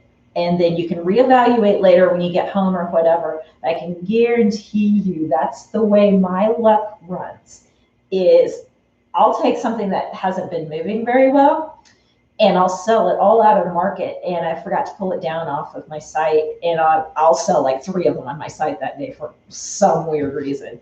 So just a little thought there, because I've been thinking about it this last week, and I've got to really pay attention to what's selling that day. And if things are going well, I may just go inactivate or deactivate a whole bunch of stuff just to save myself for the day and then put it back up later that night if I need to or something. So Mina, what I'm making is, these are harem shorts right now. I'm doing market prep because I have a farmer's market next Saturday, and I've sewed up all my bunnies that I cut. I've got peasant dresses that are partially done that I have to finish, and then I want to get a bunch of the rest of my harem shorts cut out because I had 2 sizes already done, so I've got 3 sizes I have to finish up yet to finish it out. And then I've got to cut some more loveys. Headbands, those are coming as well. Those will be fast. So I'm trying to do a lot of like my fussy cutting with things that take a little bit, like right now. So Amber, hey girl, I miss you too. I've been meaning to text you. I'm getting ready for market. I kind of fell off into this market. It's a farmer's market. I think it's going to be huge. So I'm trying for this and be prepared. Girl, you and I need to catch up. I've been wanting to talk to you about everything. I've been watching you do stuff. You're on fire, girl.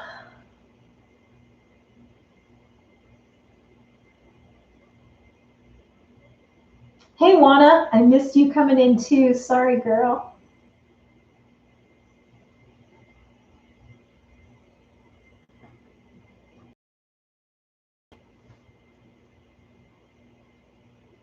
Nobody's late, okay? Nobody apologize for coming in late. You're not late.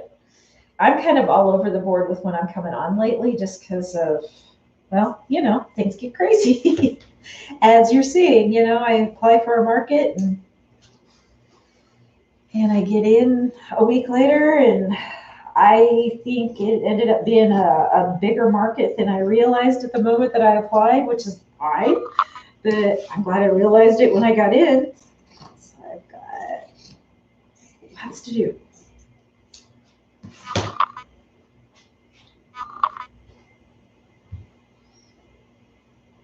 We'll have to Skype or something, Amber, while we both work, since we're both going crazy. It is exhausting and very rewarding. So true, Amber. Yes, you hit the nail on the head with that. And the week before, at least for me, is always the most stressful because I just feel that time ticking. Every second, I feel that time ticking away. So yeah, and that's just me. That's my own internal stress that I place on myself. Nobody else is doing that. I own that.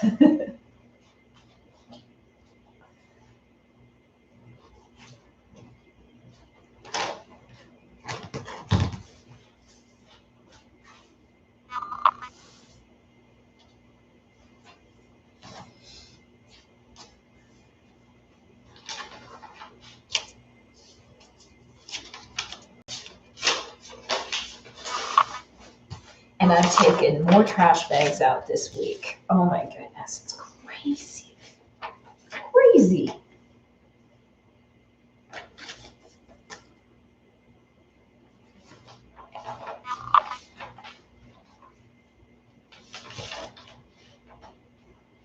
Yeah, it is. And that's why I did it, Sarah. I needed to get my ball rolling, and I knew there was only one way I was going to get that done. And so I kind of forced my stress, and it's okay. It's all right. That's why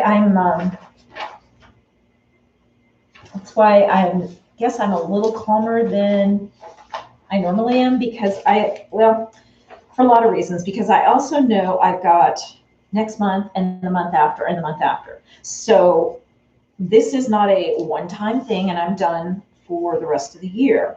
So I'm hoping I can just build each month on what I've done the month before. Granted, I don't want to be bringing stuff home to build on, but I also know the reality that I probably will be bringing things home, that not everything's going to sell out. That's just, I never have that luck. I know some people do. Some people are very fortunate that they sell out.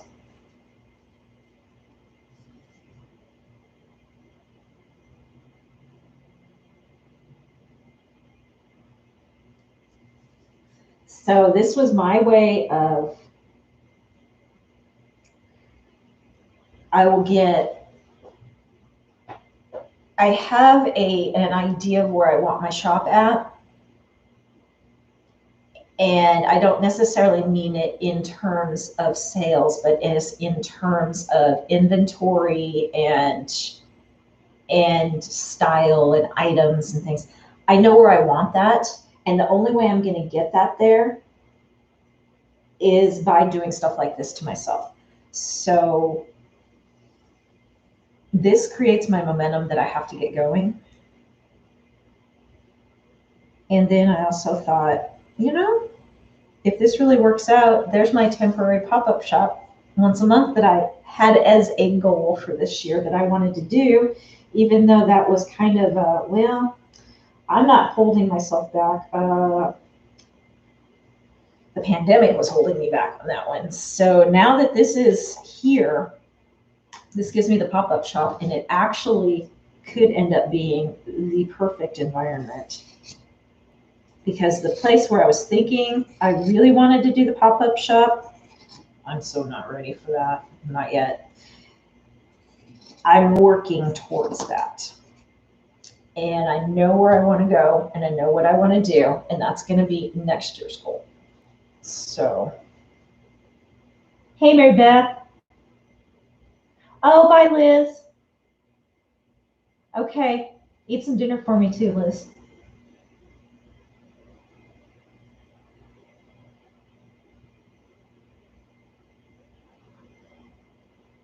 Yes, Mary Beth, I agree with you that, Sarah. She's got the fabric design, and she's got that started. So she really doesn't need to necessarily do the shop, just do the fabric design and go gung-ho on that. What did you order, Mary Beth? I have no doubt it was amazing. Oh, thanks, Donald. Thanks for coming by. Enjoy the rest of your day as well.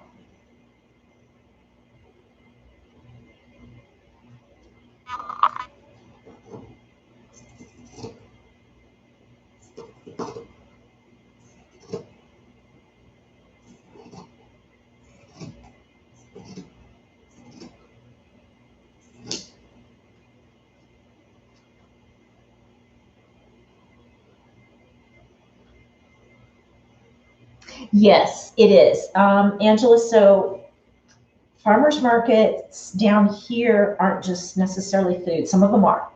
But there's farmers markets everywhere around us down here. So it's kind of almost better than a craft show, but it is like a craft show. So you're getting the same kind of thing ready. You still have to get your booth ready and everything. You just have a different customer, I guess, is the one that's coming through. So they will have, a lot of farmers markets do have, the food and the produce and all that. And that's all they have at that one. But at others, they have artisans and the food and events and music. And it's like this huge event that day. And that's the one that I'm going to. So it's got a back to school theme this September. And I mean, these guys are doing this big. They're doing it huge, huge, blowing my mind huge. They are doing dunking booths with the principals in them from around the schools, the local schools in that area. So I think they've got like 4 or 5 schools. They're bringing all the principals in, and then they're going to put them in the dunking booth, and then they're also going to let them meet the kids and meet the parents and all that. They're doing a back to school drive.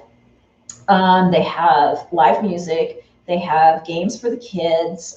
There's the game truck. So that just came out that they have the game truck coming by for the event. Then they're going to have a scavenger hunt for the kids.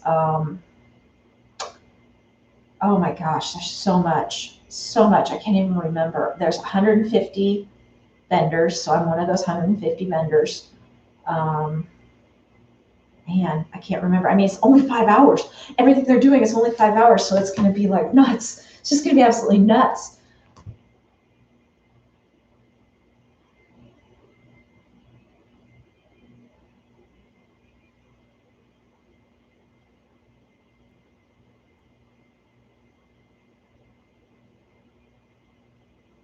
Yeah, and see, it's way too hot here too because we're in Texas. We just do it anyway.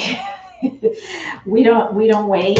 So I'm outside. There is some inside booths as well. Um, I just decided to be outside. I didn't even try for the inside. I figured that was comes with being one of the vendors for a little while, and I'm okay with that. I didn't want to be inside anyway. I want to be outside while the activity's happening. But yeah, we have them all year round. They may not have them in January. Some of them are every month, and then there's others that maybe aren't quite as busy. So I think they take like January, February off. But I don't know about this one. I'm assuming these guys do it all year, but we'll find out. Yes, you have to have your tax permit, your tax license, your sales and tax use license. So you have to be a registered business, collect sales tax. So I've got all that. In fact, I had to turn that in when I did my application, and I got accepted. That was part of my acceptance after it was a juried market.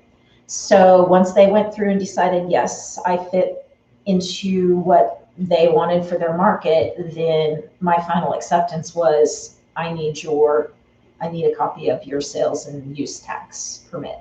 So yeah. So I'll be picking up sales tax and doing all that. Oh, good idea, Maribel. Really good idea.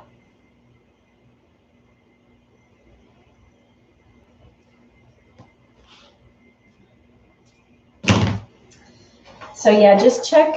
I kind of just throw that out there for all of you guys. Just check it out in your area. I didn't realize I had that good of a farmer's market literally like 15 miles from me. I had no clue. I don't know whether it's new or I've just been living under a rock. I feel like I've been living under a rock, but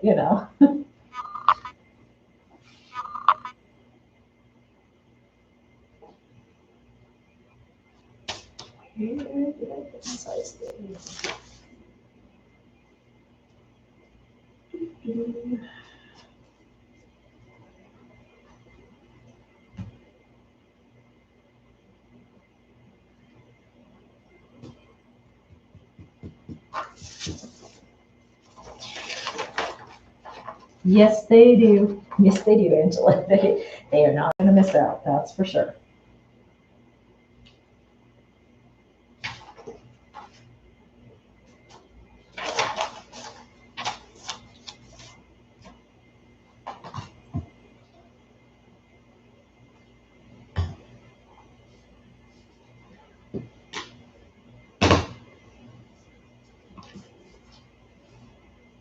You guys feel like you're being looked at by the coons. It's kind of funny how their eyes, even, their eyes are always so prevalent. And even on this like fabric, it's like, boom, all you see is the eyes. Pick it up and I'm like, boo, boy.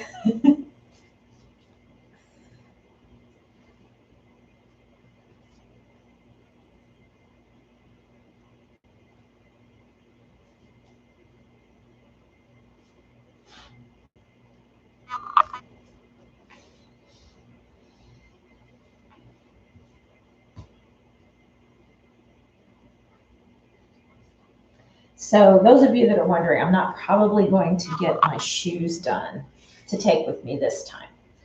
That's going to be next month. I have it down on my list. If I have some time, I'll pop out,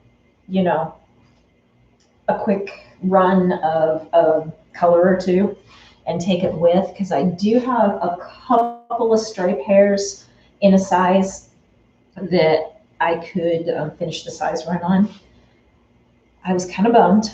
I really, really wanted to take those, but I don't know.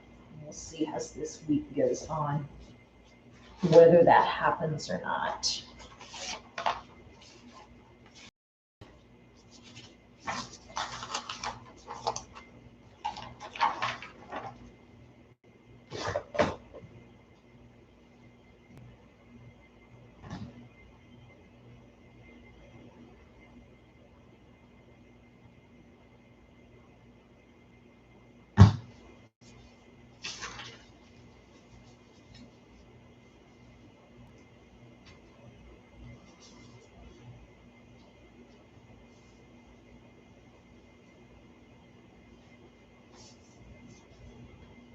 Sorry, I heard something, and you guys know I live like on a very quiet street. So if I hear something, it's usually a car. My neighbor is in and out lately, and so I know when he's in and when he's out. So I always try and kind of just keep an eye on his place too. And then he watches my place if I'm in and out. So it's kind of nice. Again, that next door kind of thing that we were talking about a little while ago.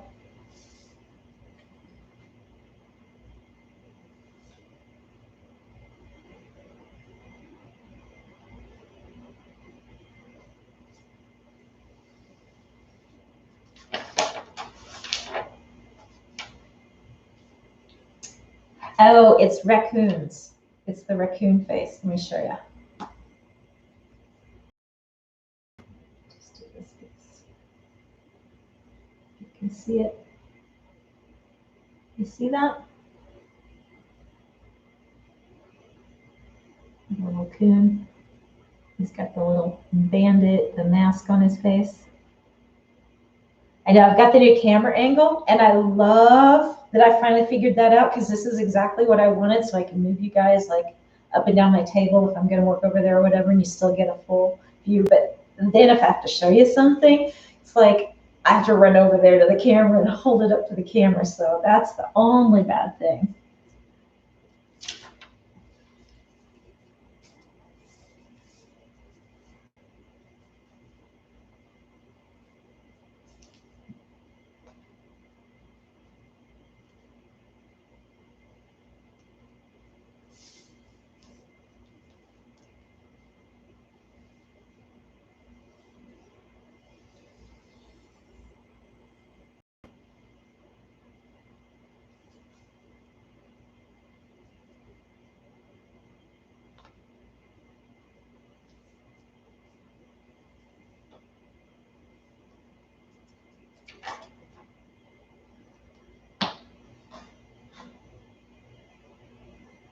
I kind of do, Amber. Yeah.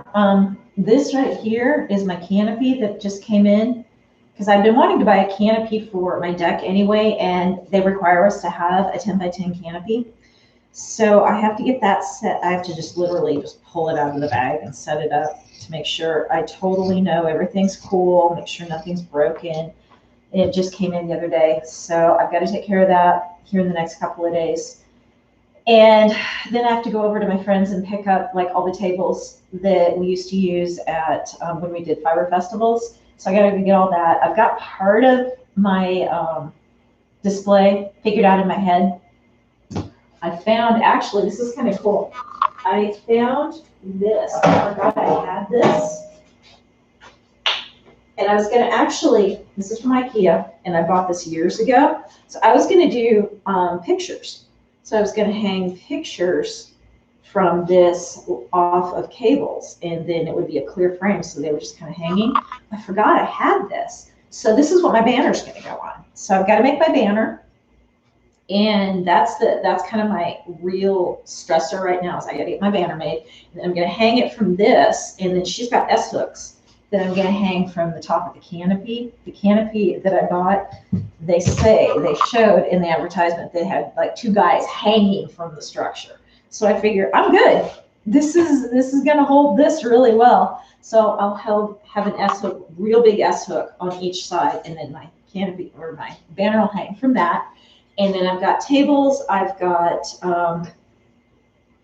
I want everything pretty much in like white and silver, just because I show off everything. So I've got a step ladder, literally is a ladder, but it's like a step stool, so it's 3 steps. I painted that white. So I'm taking that and I'm going to put, and I'm sure you guys have seen the displays like this, where you put the wood through the steps, so it holds like the long piece of wood through the steps. So I've got 2 of those. I've actually got to pick those up. I was going to check and see if I had scrap wood, and I think I do, but I don't know if it's going to work. So I may have to go get some of that. Otherwise, I picked everything else up. And then I've got my 3 babies to dress. I've got several different round, like galvanized bucket, wash bucket, like they're oval. I've got 2 of those to use. I've got a big display that has baskets in it, and they're all metal. So I've got that to use to get up. I used to be a visual merchandiser when I was kind of college age for a company very much like Kohl's was. So I'm very used to doing displays on the fly. So I'm gonna probably also do clothesline and take clips, clothes clips, and hang either my harem pants from that so they can buy it just from there, or the levies. Oh, Amber, you didn't see my levies. Ah, that would be sweet, Amber. Yeah.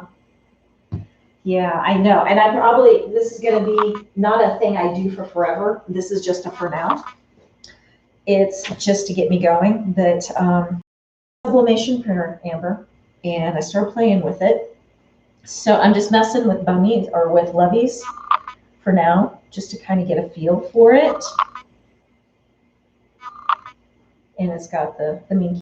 I'm not doing anything spectacular for this with monogramming or anything, just because I want to keep the price point low, and obviously I'm not going to know names to put on them. And then this is the boys. I'm going to do a dark gray on the back for the boys. So got a bunch of those going. So I thought I could do, like, if you clothespin, you hang them like this or hang them like that. And then I can do the same with the harem pants, like you're hanging them out just by the waistband sideways, and do those all across. And that would be super fast, and it takes up a lot of space. The thing with you got to look full to be able to sell. You got to look full, whether you have product or not. You got to look full. So you get really good at learning how to fluff your displays, and it's all in the way of how you display. So by doing these kinds of things, it takes up a lot of space, and it looks like I have a lot of product, whether I do or not.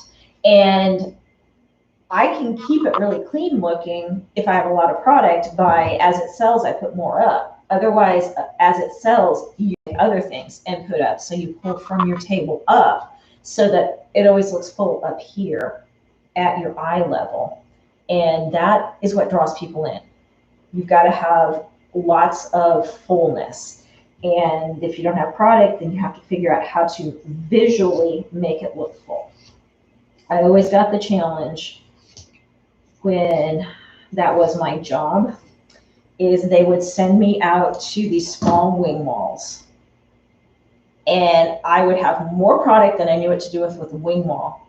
And then around the corner on this really big wall, they'd be like, oh, and then take what's on that wing wall and put on that big wall and make it look full. And I'm like, the wing wall is like maybe 4 feet wide. And I'm taking product that made a 4-foot wide wall that was scarce there, and I have to put it on a big wall? Are you guys kidding me? And they're like, no, that's what's going on. I'm like, so I had to learn how to really fluff things out and make it look good, because a lot of times it would only go up and fluff that other wall out long enough until like a truck came in later that week that they knew was coming in and it had a bunch of product, and we change it back out. But it still had to look good for the 1 to 5 days that it was up there, you know. So it got crazy. You learn really fast how to take up a lot of space with very little amount of things.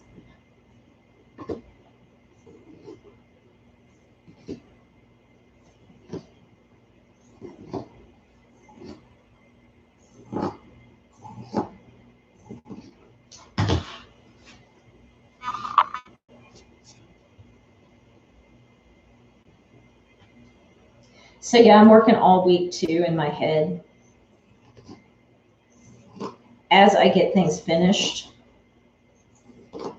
I'm going to be constantly reworking my booth in my head as to how I want things set up. And then when I get there, I'll probably start setting it up that way and then change it up again. I always do. I'm notorious for that. I won't like how it really looks once I finally do it. But it'll be okay, because once I get it completely set up, all it will be is a matter of just moving some things so that they work a little better or look a little nicer. It's not like it's going to be a major complete tear down and reset up.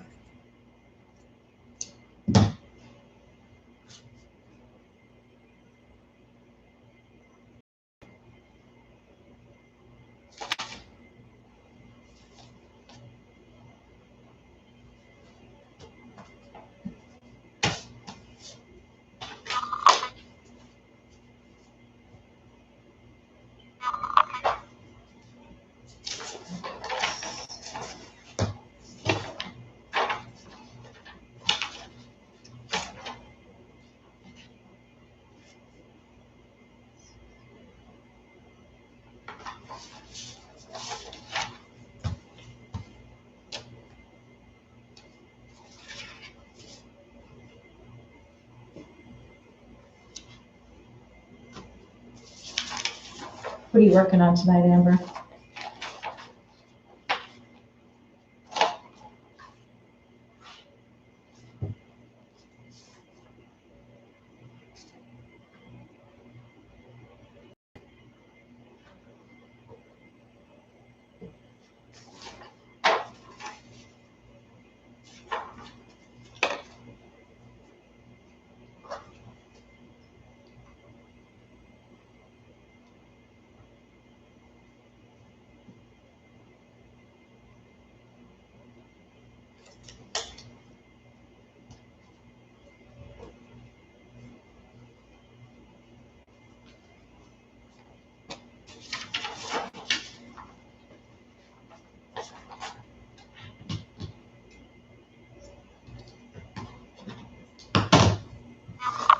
Everybody's busy. Everybody got quiet, including me.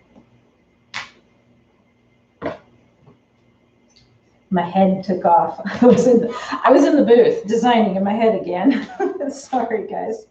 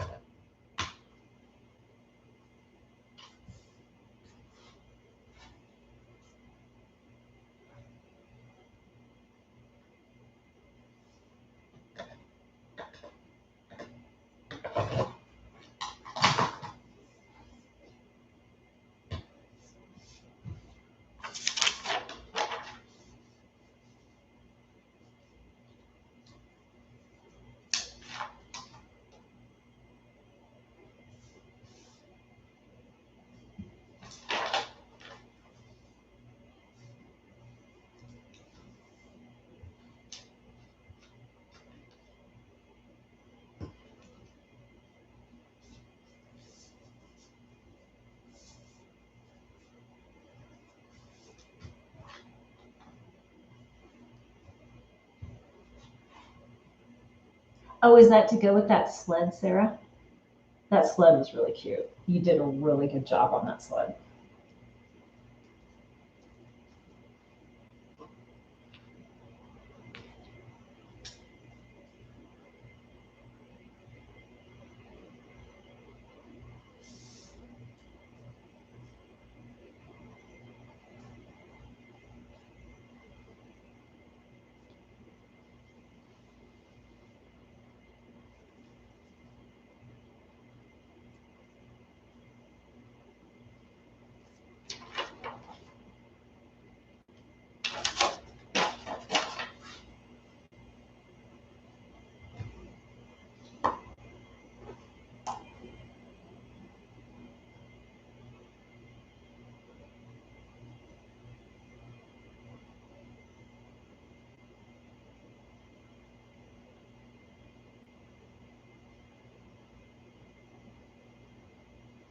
That's cool.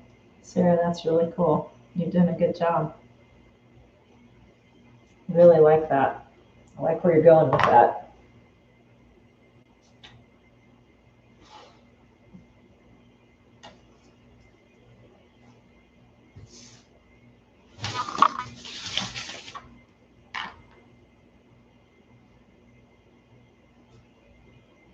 I like the snowflake idea. Look at it again.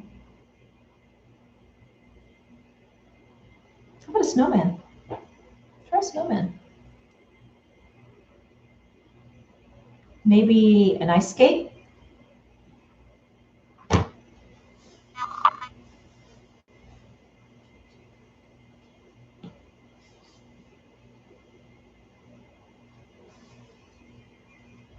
Or even fir trees with snow on it. Maybe you could put like some ribbons or birds holding ribbons, something like that. Mary, ooh, 79 with humidity. Sounds like down here, only we have 95 with humidity. Rudolph, Angela.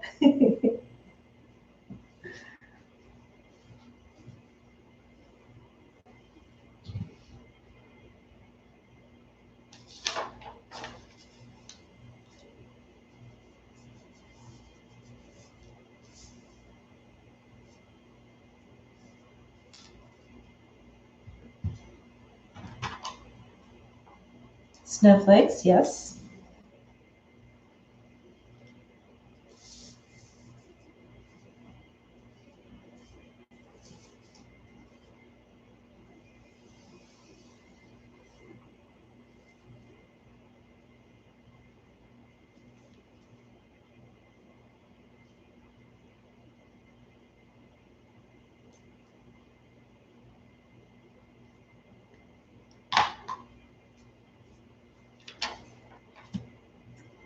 Is it getting dark there, Mary? You're an hour later than me, aren't you? So it probably is because it's 7:20 here.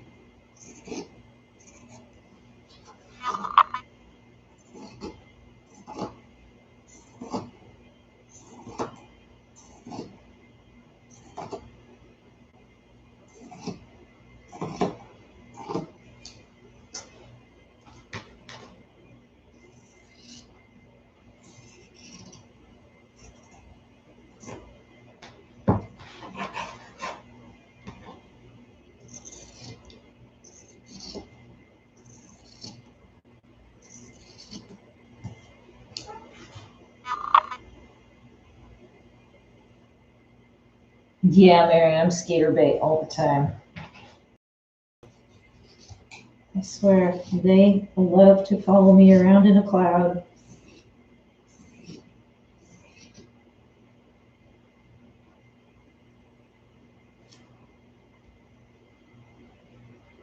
Yeah, they are.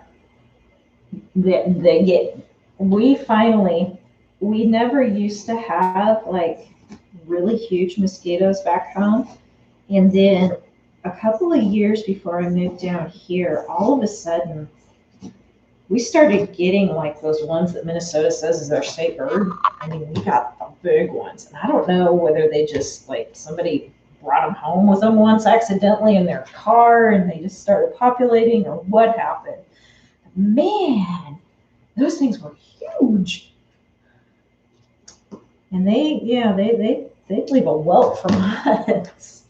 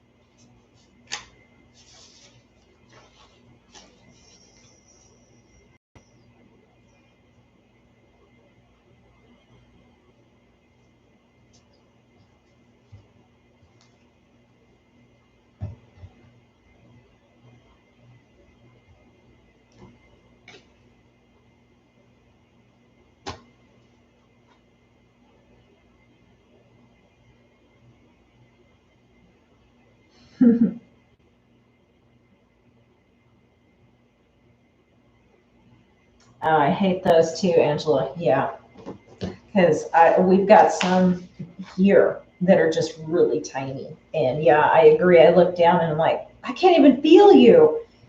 And then when you kill them, they've already gotten a hold of you. You realize at that moment, it's like, oh.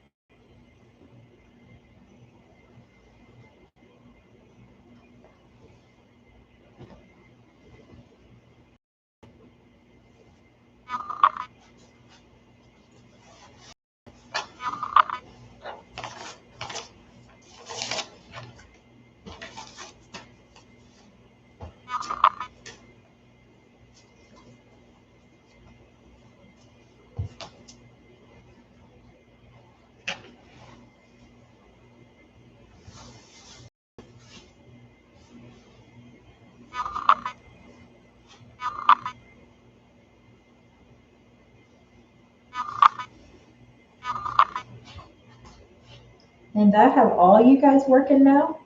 It seems like everybody's talking about something they're working on at the moment. That's exciting. That's kind of what I was hoping.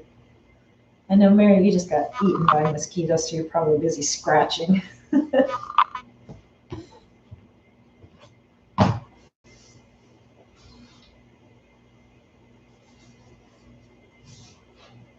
Oh, and remember that little basket that I showed you guys how to make 2 weeks ago? It was the perfect size for me to hold all my tags in. And then I've got the little board pins. I'll show you guys. If you haven't, I'm sure you've seen these in the stores, but they're just the shape of a gourd. And so then that's what I use to pin the tags onto the clothes. So this has been quite the perfect little size just to hold this, and then I can just carry it around with me, and it's got everything I need. I knew this little guy would come in handy. I need to make some bigger ones now too, because I can see me using these to do like my sizes. And so as I'm cutting things out, then if I have the bigger ones to hold my and then I can permanently put a label on them instead of just sticking something.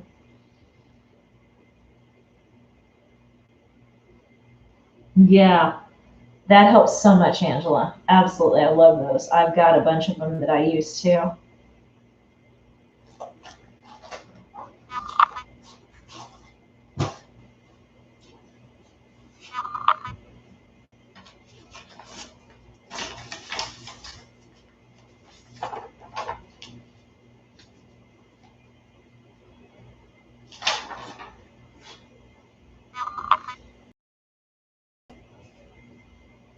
Mary, I'm jealous.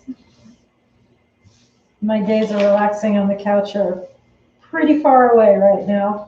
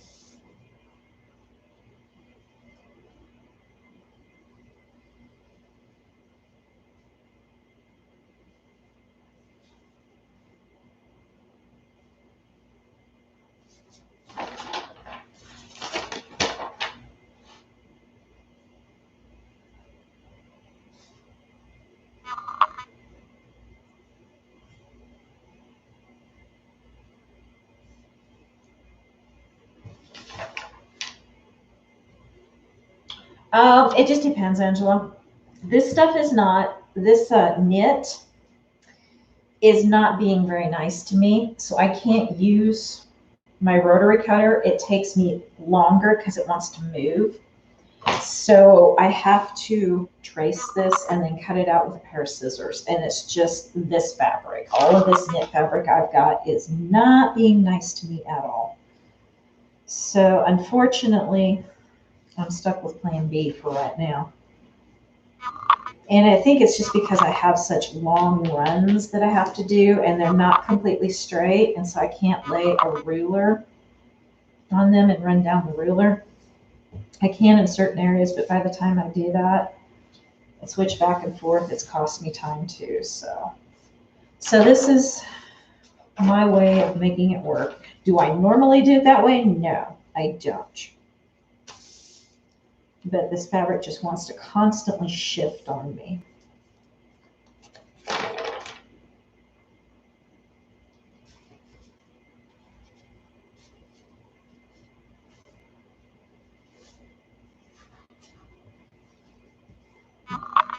Yeah, I bet they do. Bet they do, Mary.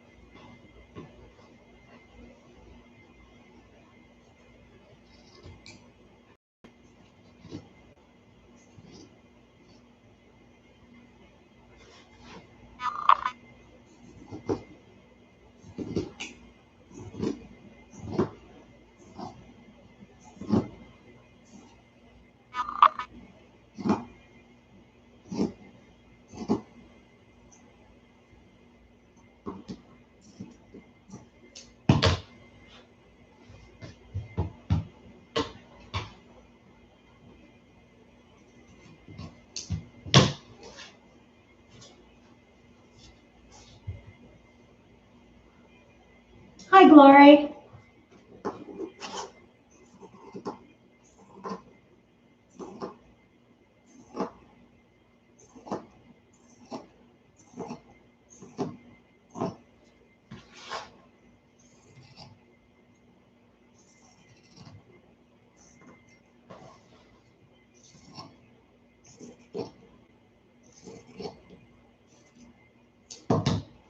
Now you got me itching, Mary. It feels like that mosquito's biting me now. Amazing how that can get into your head. And we've been all about the insects tonight, haven't we?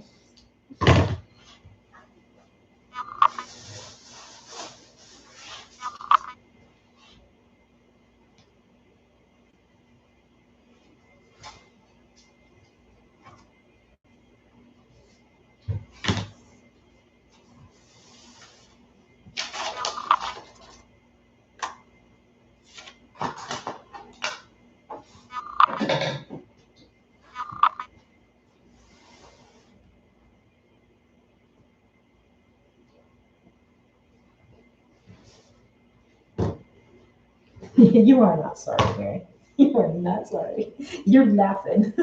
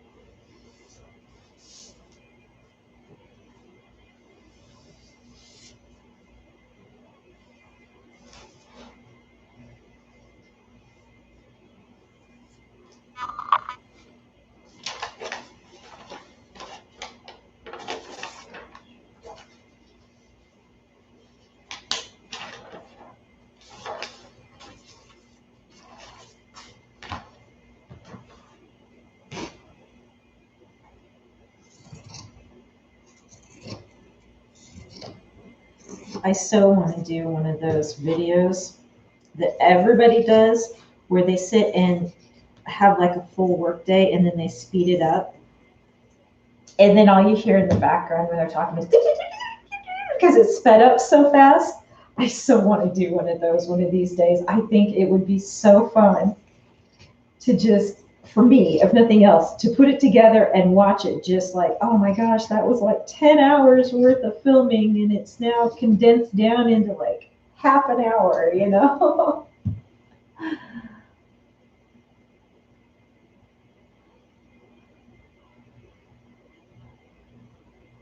Oh, what a cool combination, Diane. I used to do a lot of painting when I did the craft fairs, did a lot of signs.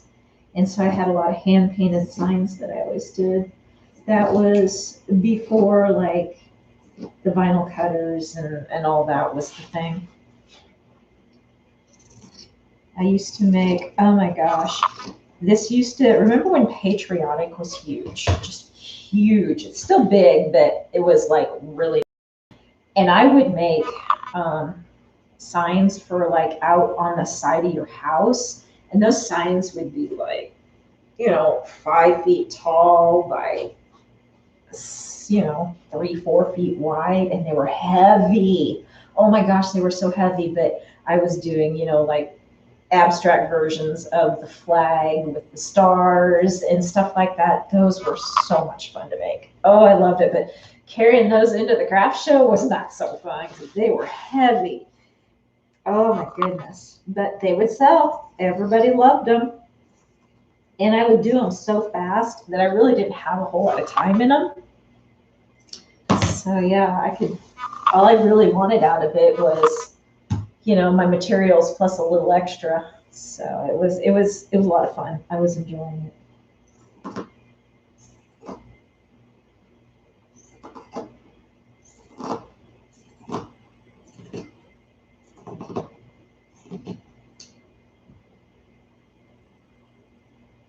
Oh, yeah, I know that feeling, Mary Beth, and I don't have kids. I go to the bathroom, close the door, and the fuzzies look at me like, what? Huh? Huh? And somebody actually put it in a very good perspective. The other day I was reading something, probably somewhere on social media, and they were talking about the dog. And they're like, well, of course the dog thinks it's natural to follow you to the bathroom. You follow it to the bathroom every day it goes, so that's what they think it's supposed to do. And I was like, good point. I thought of that.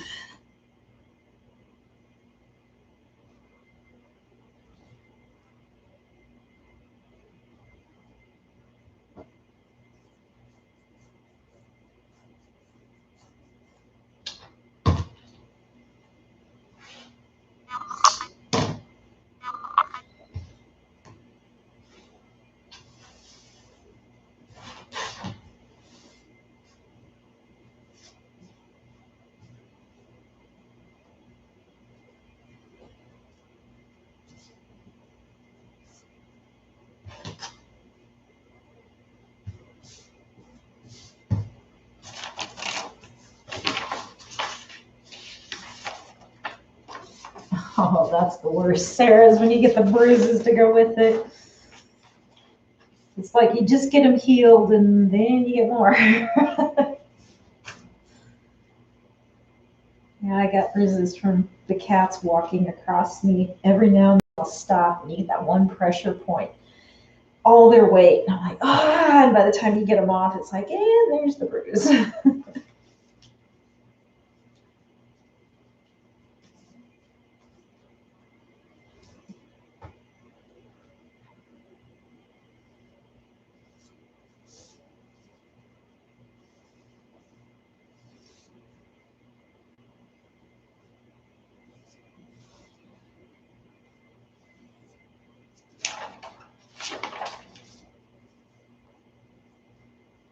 I cannot tell you how much I love this disappearing ink pen.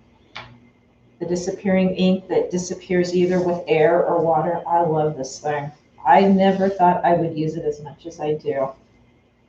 And then you don't have to worry if you accidentally make a mark somewhere, because it's just going to go away.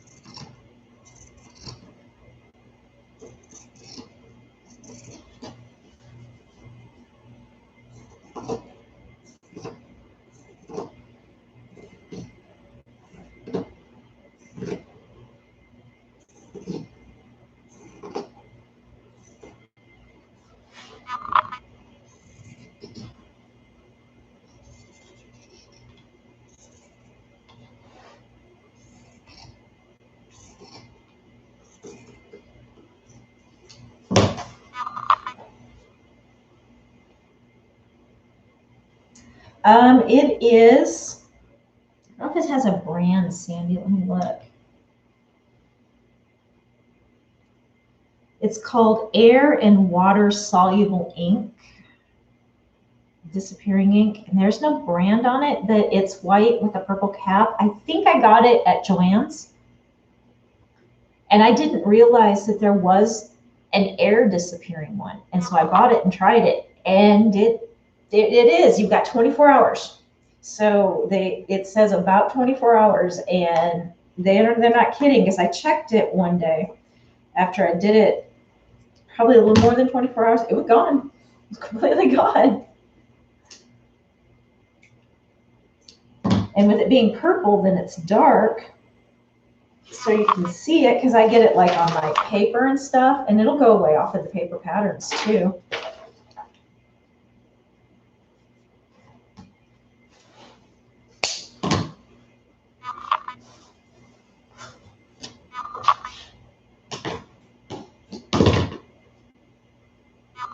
Hey, Kathleen.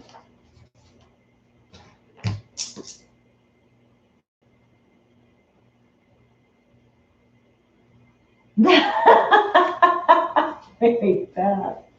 Oh my goodness.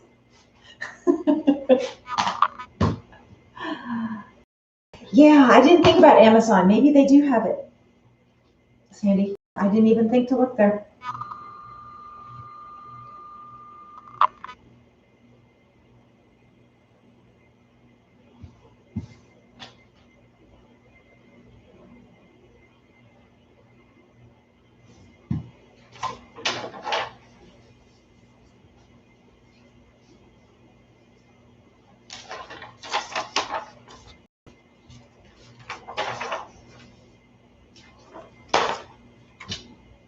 These little long stretches where it's just about a half an inch too skinny. So it'll work for a smaller size, but I just don't have that right now.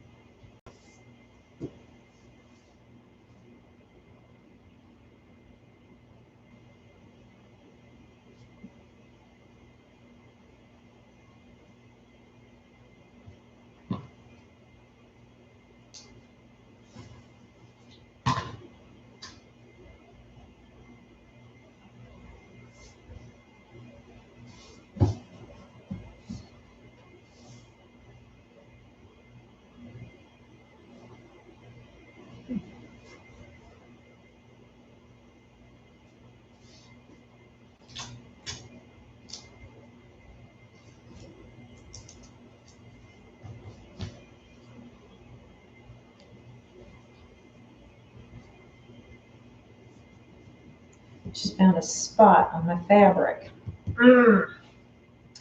Right in the middle of nowhere, too. Ugh. Oh, frustrating.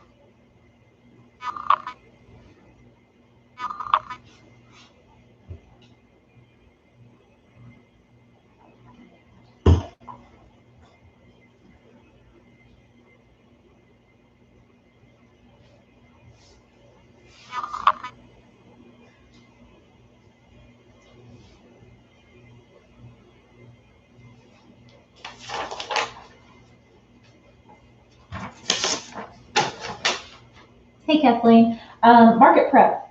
So I have a farmer's market next weekend that I'm in, and I have no inventory because everything in my shop is made to order. So I have to been doing a quick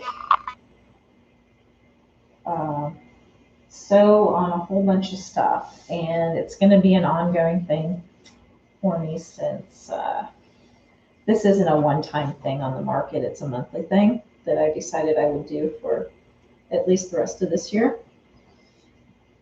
So it's all good, but when you have a month to get ready and you have no inventory, it's kind of a whirlwind for a little while. It's been fun though. I've been enjoying it.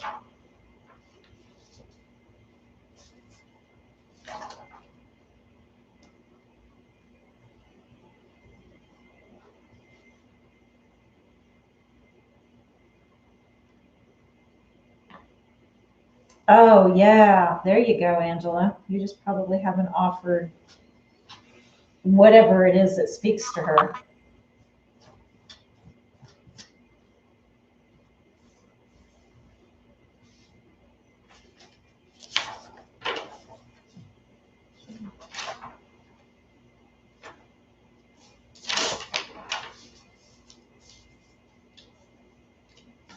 And that's the perfect time to really teach them too. It's when they're that young.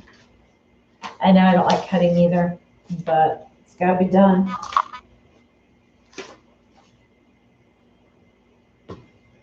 I could just get the fuzzies to get opposable thumbs, I might have some help. But then we'd have to get over the I got to take a nap thing.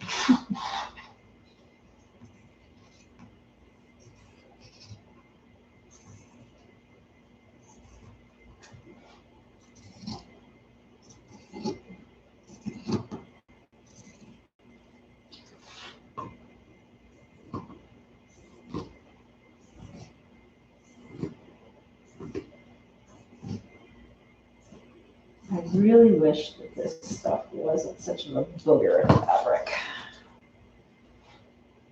I could have these zipped out a lot faster if it didn't want to move like it does. It's really frustrating.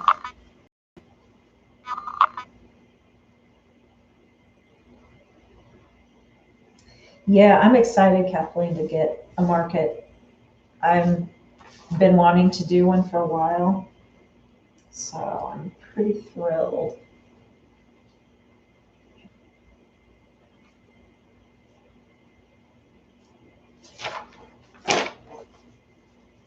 Even though I knew it was going to be a whole lot of work to get going on it.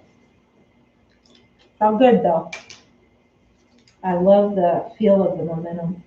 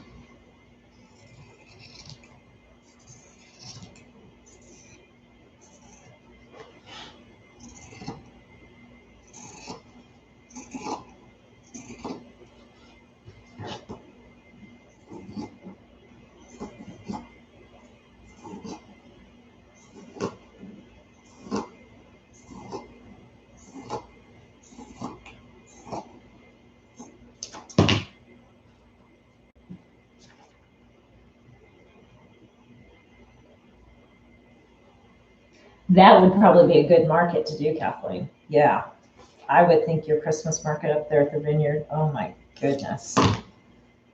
That would be a blast. And I'm sure it's kind of like scratch my shoulder, it's all red now. That would probably be like what you see in the movies to some degree at Christmas. How fun.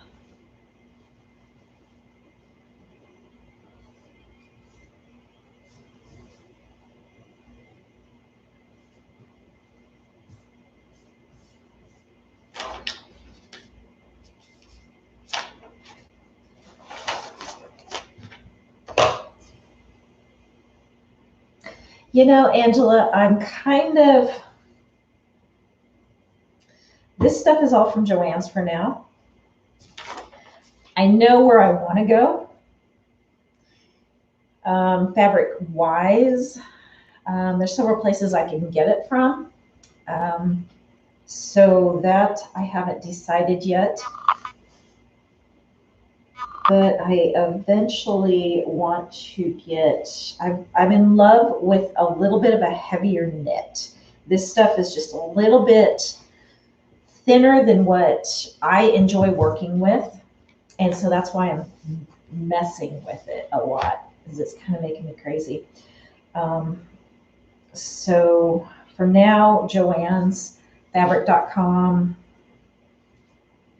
I think those are the two that I've frequented the most. I've got a lot of backstock too, stash that I'm pulling from for other things that I don't know I have gotten at the various places everybody's been to over the years, you know, Joann's, Hobby Lobby, the local quilt store, that kind of thing. That's all my cottons.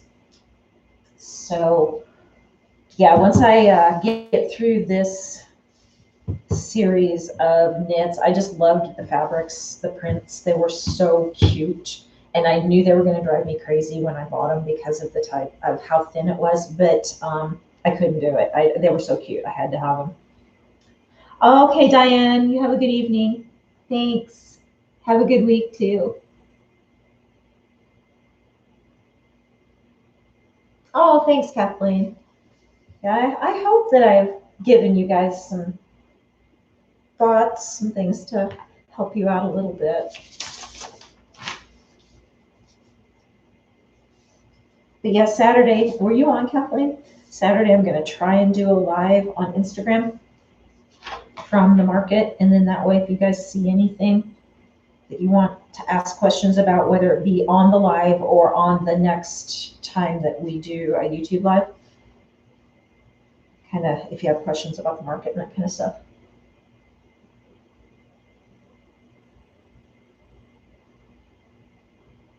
Yeah, so Fabric Bomb is Mia, and she's just now getting started. So that was her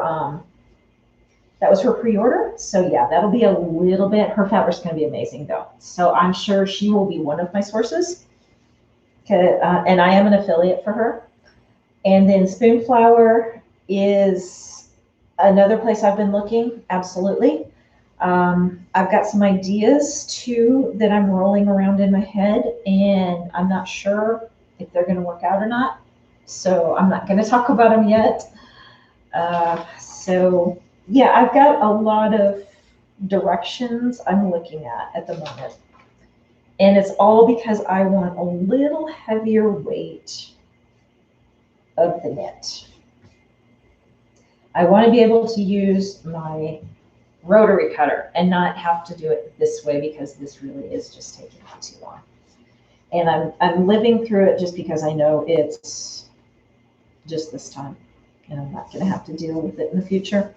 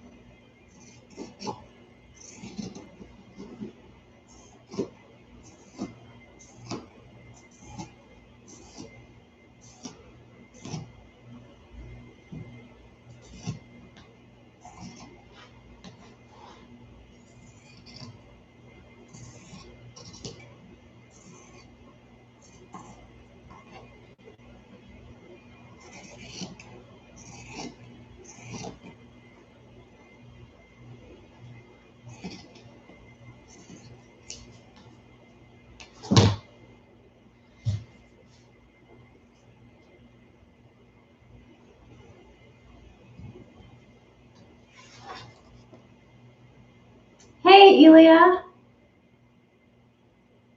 Yeah, I've ordered all their, I have all of the fabric sample pack that I'm one of those where I've got to touch.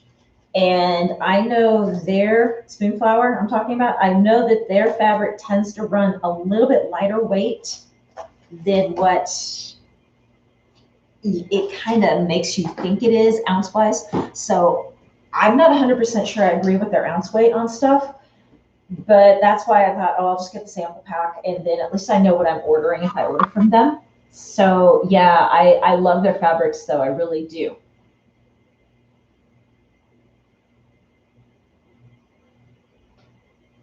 Okay, so Julie, this is how CPSIA works with fabrics.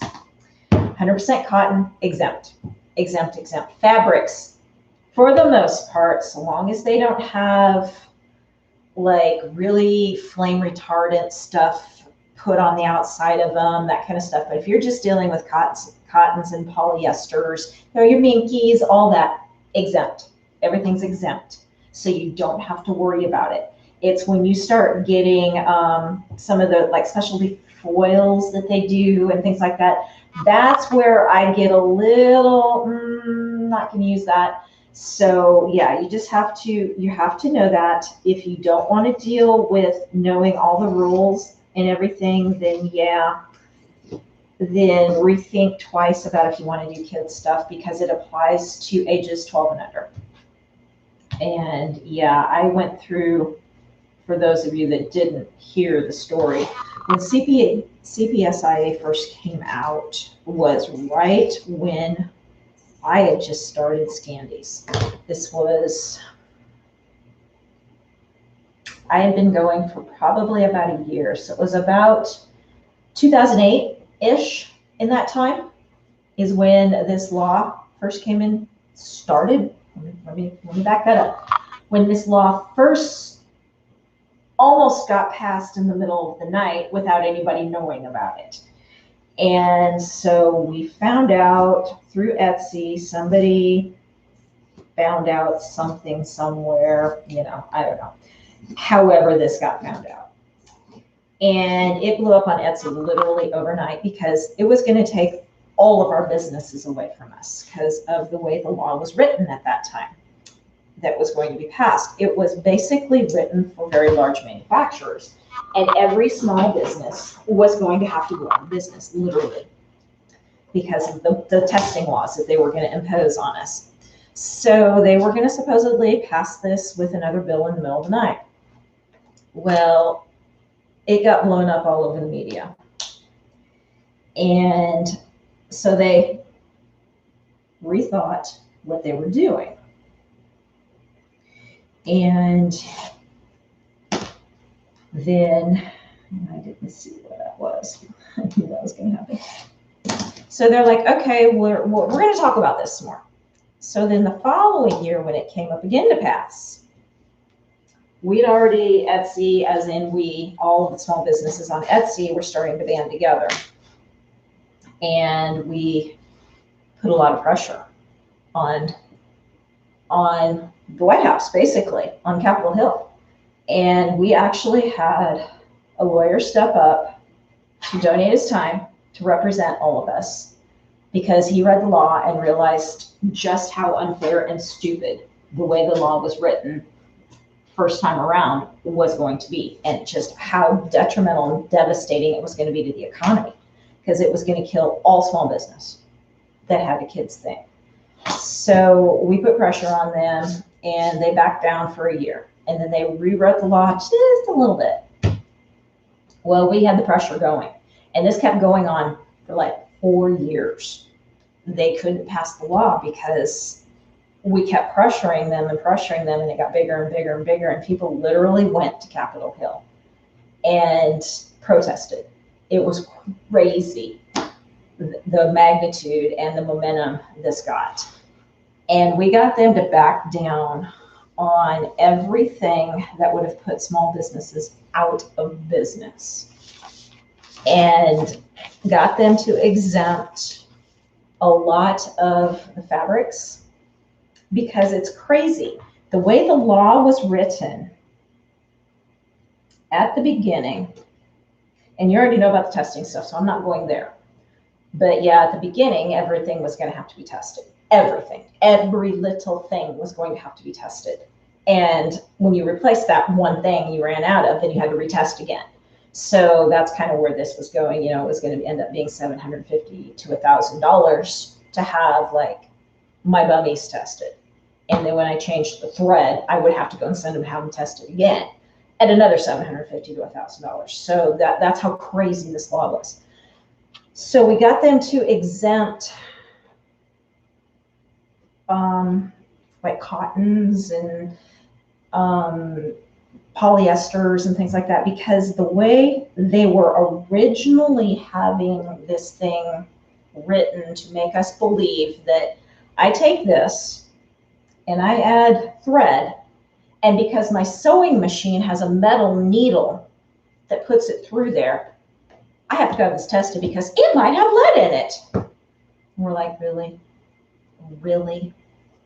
So that was kind of the craziness that was going on. So yeah, there's still some things out there that have to be tested, but most of us don't use those things. They exempted majority of fabrics, not all, but majority. You have to pay attention to your small parts law, your small parts. I mean, I did that anyway before that even came about, because small parts and a child just really don't mix, in my opinion. So I just didn't want to go there anyway. I stay away from sleepwear, always did, because you had a flammability law to deal with before this happened anyway. So I stay away from sleepwear. And then there's just, you know, a few other things like toys. If you have toys, you have certain things you have to really, and I just stayed away from toys.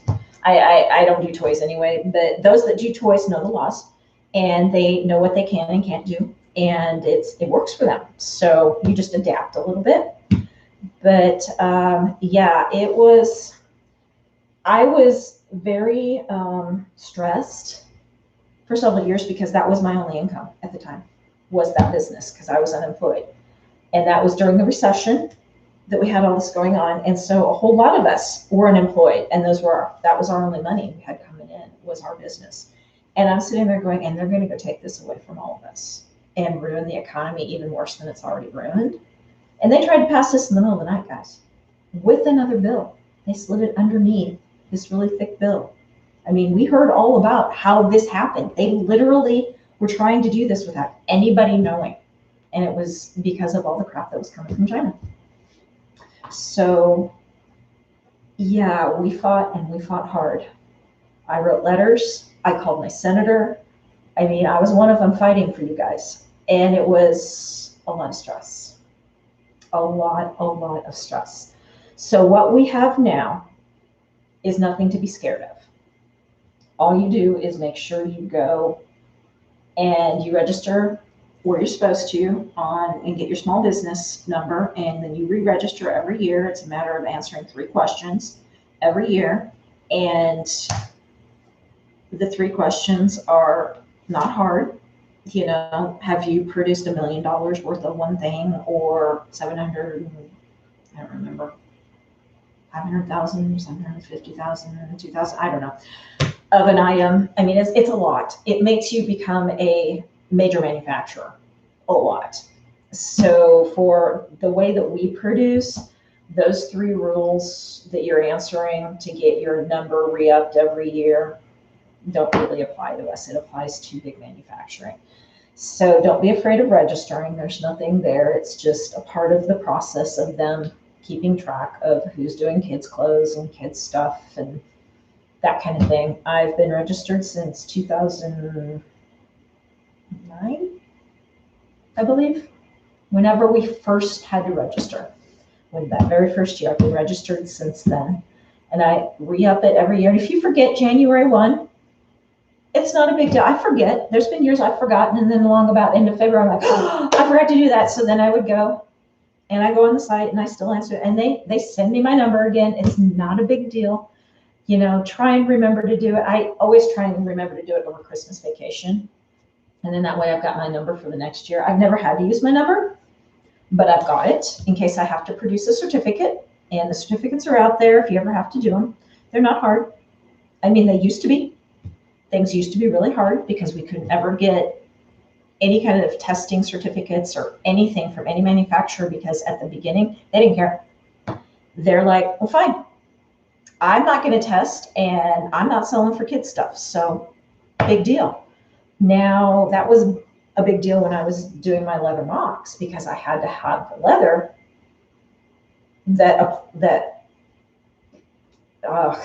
my words, people, words that worked with their laws, because in tanning of leathers, it's a very heavily leaded process. And so I was trying to find leathers that weren't tanned that way. And I would only find like 5 colors from one manufacturer that I searched for days and days for. The rest of them literally like, I don't care. I'll sell to the upholstery people. I'll sell to the airplane people, the car people. I don't give a crap about kids stuff. Well, I finally found one company that no matter what I buy from them, they have tested it and they have a certificate for it. And all I have to do is call them if I ever need it. And I about cried when I found them because they were one of my favorite manufacturers before all this went down. And they didn't have it at that time. But when I called them probably about 5 or 6 years ago, the girl on the other end said, oh, no, we're good. We're good now. We've gone and we've tested everything we've got. And whenever we get new stuff in, we test it. We have a certificate. You just call me. And I was like, are you kidding me? Oh, my gosh. You guys have no idea how hard this was for years and years and years after this law was passed, because most manufacturers didn't care, just did not care. But then they started finding out, I think it really started hurting them. And then they found out they had to care because it was costing them a lot of business. Yeah, you can sign up, Sarah. You absolutely can. Yep, you can go get your number and you can be good to go. Absolutely. Whether you produce or not, they don't care. They're not going to track it. A lot of people got a little nervous and they're like, oh, they're going to come check up on me. No, they're not. You're registering just in case anybody would ever have a complaint. It's no different than if you go use, like you go buy something from the furniture store and you have a problem with it and they don't make it right with you and you go register a complaint with the Better Business Bureau or something like that. It's no different than that. No, it does not go on your tags. Only if you get asked for a compliance certificate, it goes on your compliance certificate. And I've never been asked for a compliance certificate. See, and then that's because most of the stuff I sell is all fabric that's exempt. So nobody's going to ask me for a compliance certificate on fabric. And then I don't use buttons. I don't use metal fasteners. I use the cam snaps, because the cam snaps are plastic and they have the certificate. And everybody knows the plastic ones are exempt. And as long as they're cam snaps, probably other plastics are, I don't know. But I just know the cam snaps are. So I've always used those. And I just find my things that I know and I just keep buying from them because I don't have time to go track everything down. So no, you just have to know how to fill out your tags, because CPSIA does not dictate how your tags are filled out. What dictates how your tags are filled out are the Federal Trade Commission, FTC. And that's been the law for forever and a day. And nobody really was aware of that until this CPSIA stuff came out. And then all of a sudden they found out, oh, well, my tags have to have this and this and this and this? Really? Well, no, that's not a CPSIA thing. That's a Federal Trade Commission. And it's easy. I mean, you just have to do a little research. That's all you got to do so that you're aware of the laws that apply to your business. No different than the gas shop, the grocery store. I mean, everybody's got laws that apply to their business that they have to be aware of. We've just been blessed to not have to have this until about 12 years ago when it came about. And that's when the crazy started with all of it, and it calmed down finally, but wow, it was. Etsy had, and we still have on Etsy, there is a forum that is dedicated strictly to CPSIA, and all you guys need to go and be a part of that forum and that team. Everybody that has a kids business should be a part of that, because that's where a lot of information comes through. And then you can go ask questions in there too if you have questions. And it's just it's been the same team since the day this all started, and we all came together to try and figure it out together. So it's not, it seems like a lot.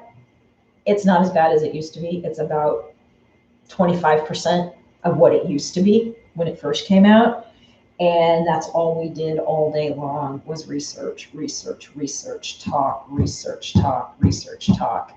And I spent so much time on Etsy in that forum with everybody else trying to figure everything, because it was moving parts, constantly moving and changing all the time, because we were putting pressure and putting pressure and putting pressure. And it was working. But then things would change, and we had to literally get the updates. And sometimes it was almost changing daily there for a little while. So every small win we celebrated. And at the end, we just sucked it up and accepted the final decisions and realized we came a long ways and we won. We won as much as we're going to win. So the government also put themselves in a bad position when they put that out there, in the fact that they couldn't go and completely retract it again, because then all of a sudden everybody would be screaming that, oh, well, now the government doesn't care about our kids. Whoa, whoa, and so they kind of put themselves in a very bad position by doing this in the middle of the night and not really understanding the ramifications of what it was going to take. And then realizing they couldn't retract it completely when they maybe wanted to. So they couldn't completely pull it back and go, let's go talk about this for a while. They had to leave it out there because darn well somebody would start screaming, don't like my kids. The government hates my kids. They're trying to kill my kids, So it was wow. I lost a lot of sleep during all of that. And so very thankful we are where we're at, because it was crazy. And the bear, buddy.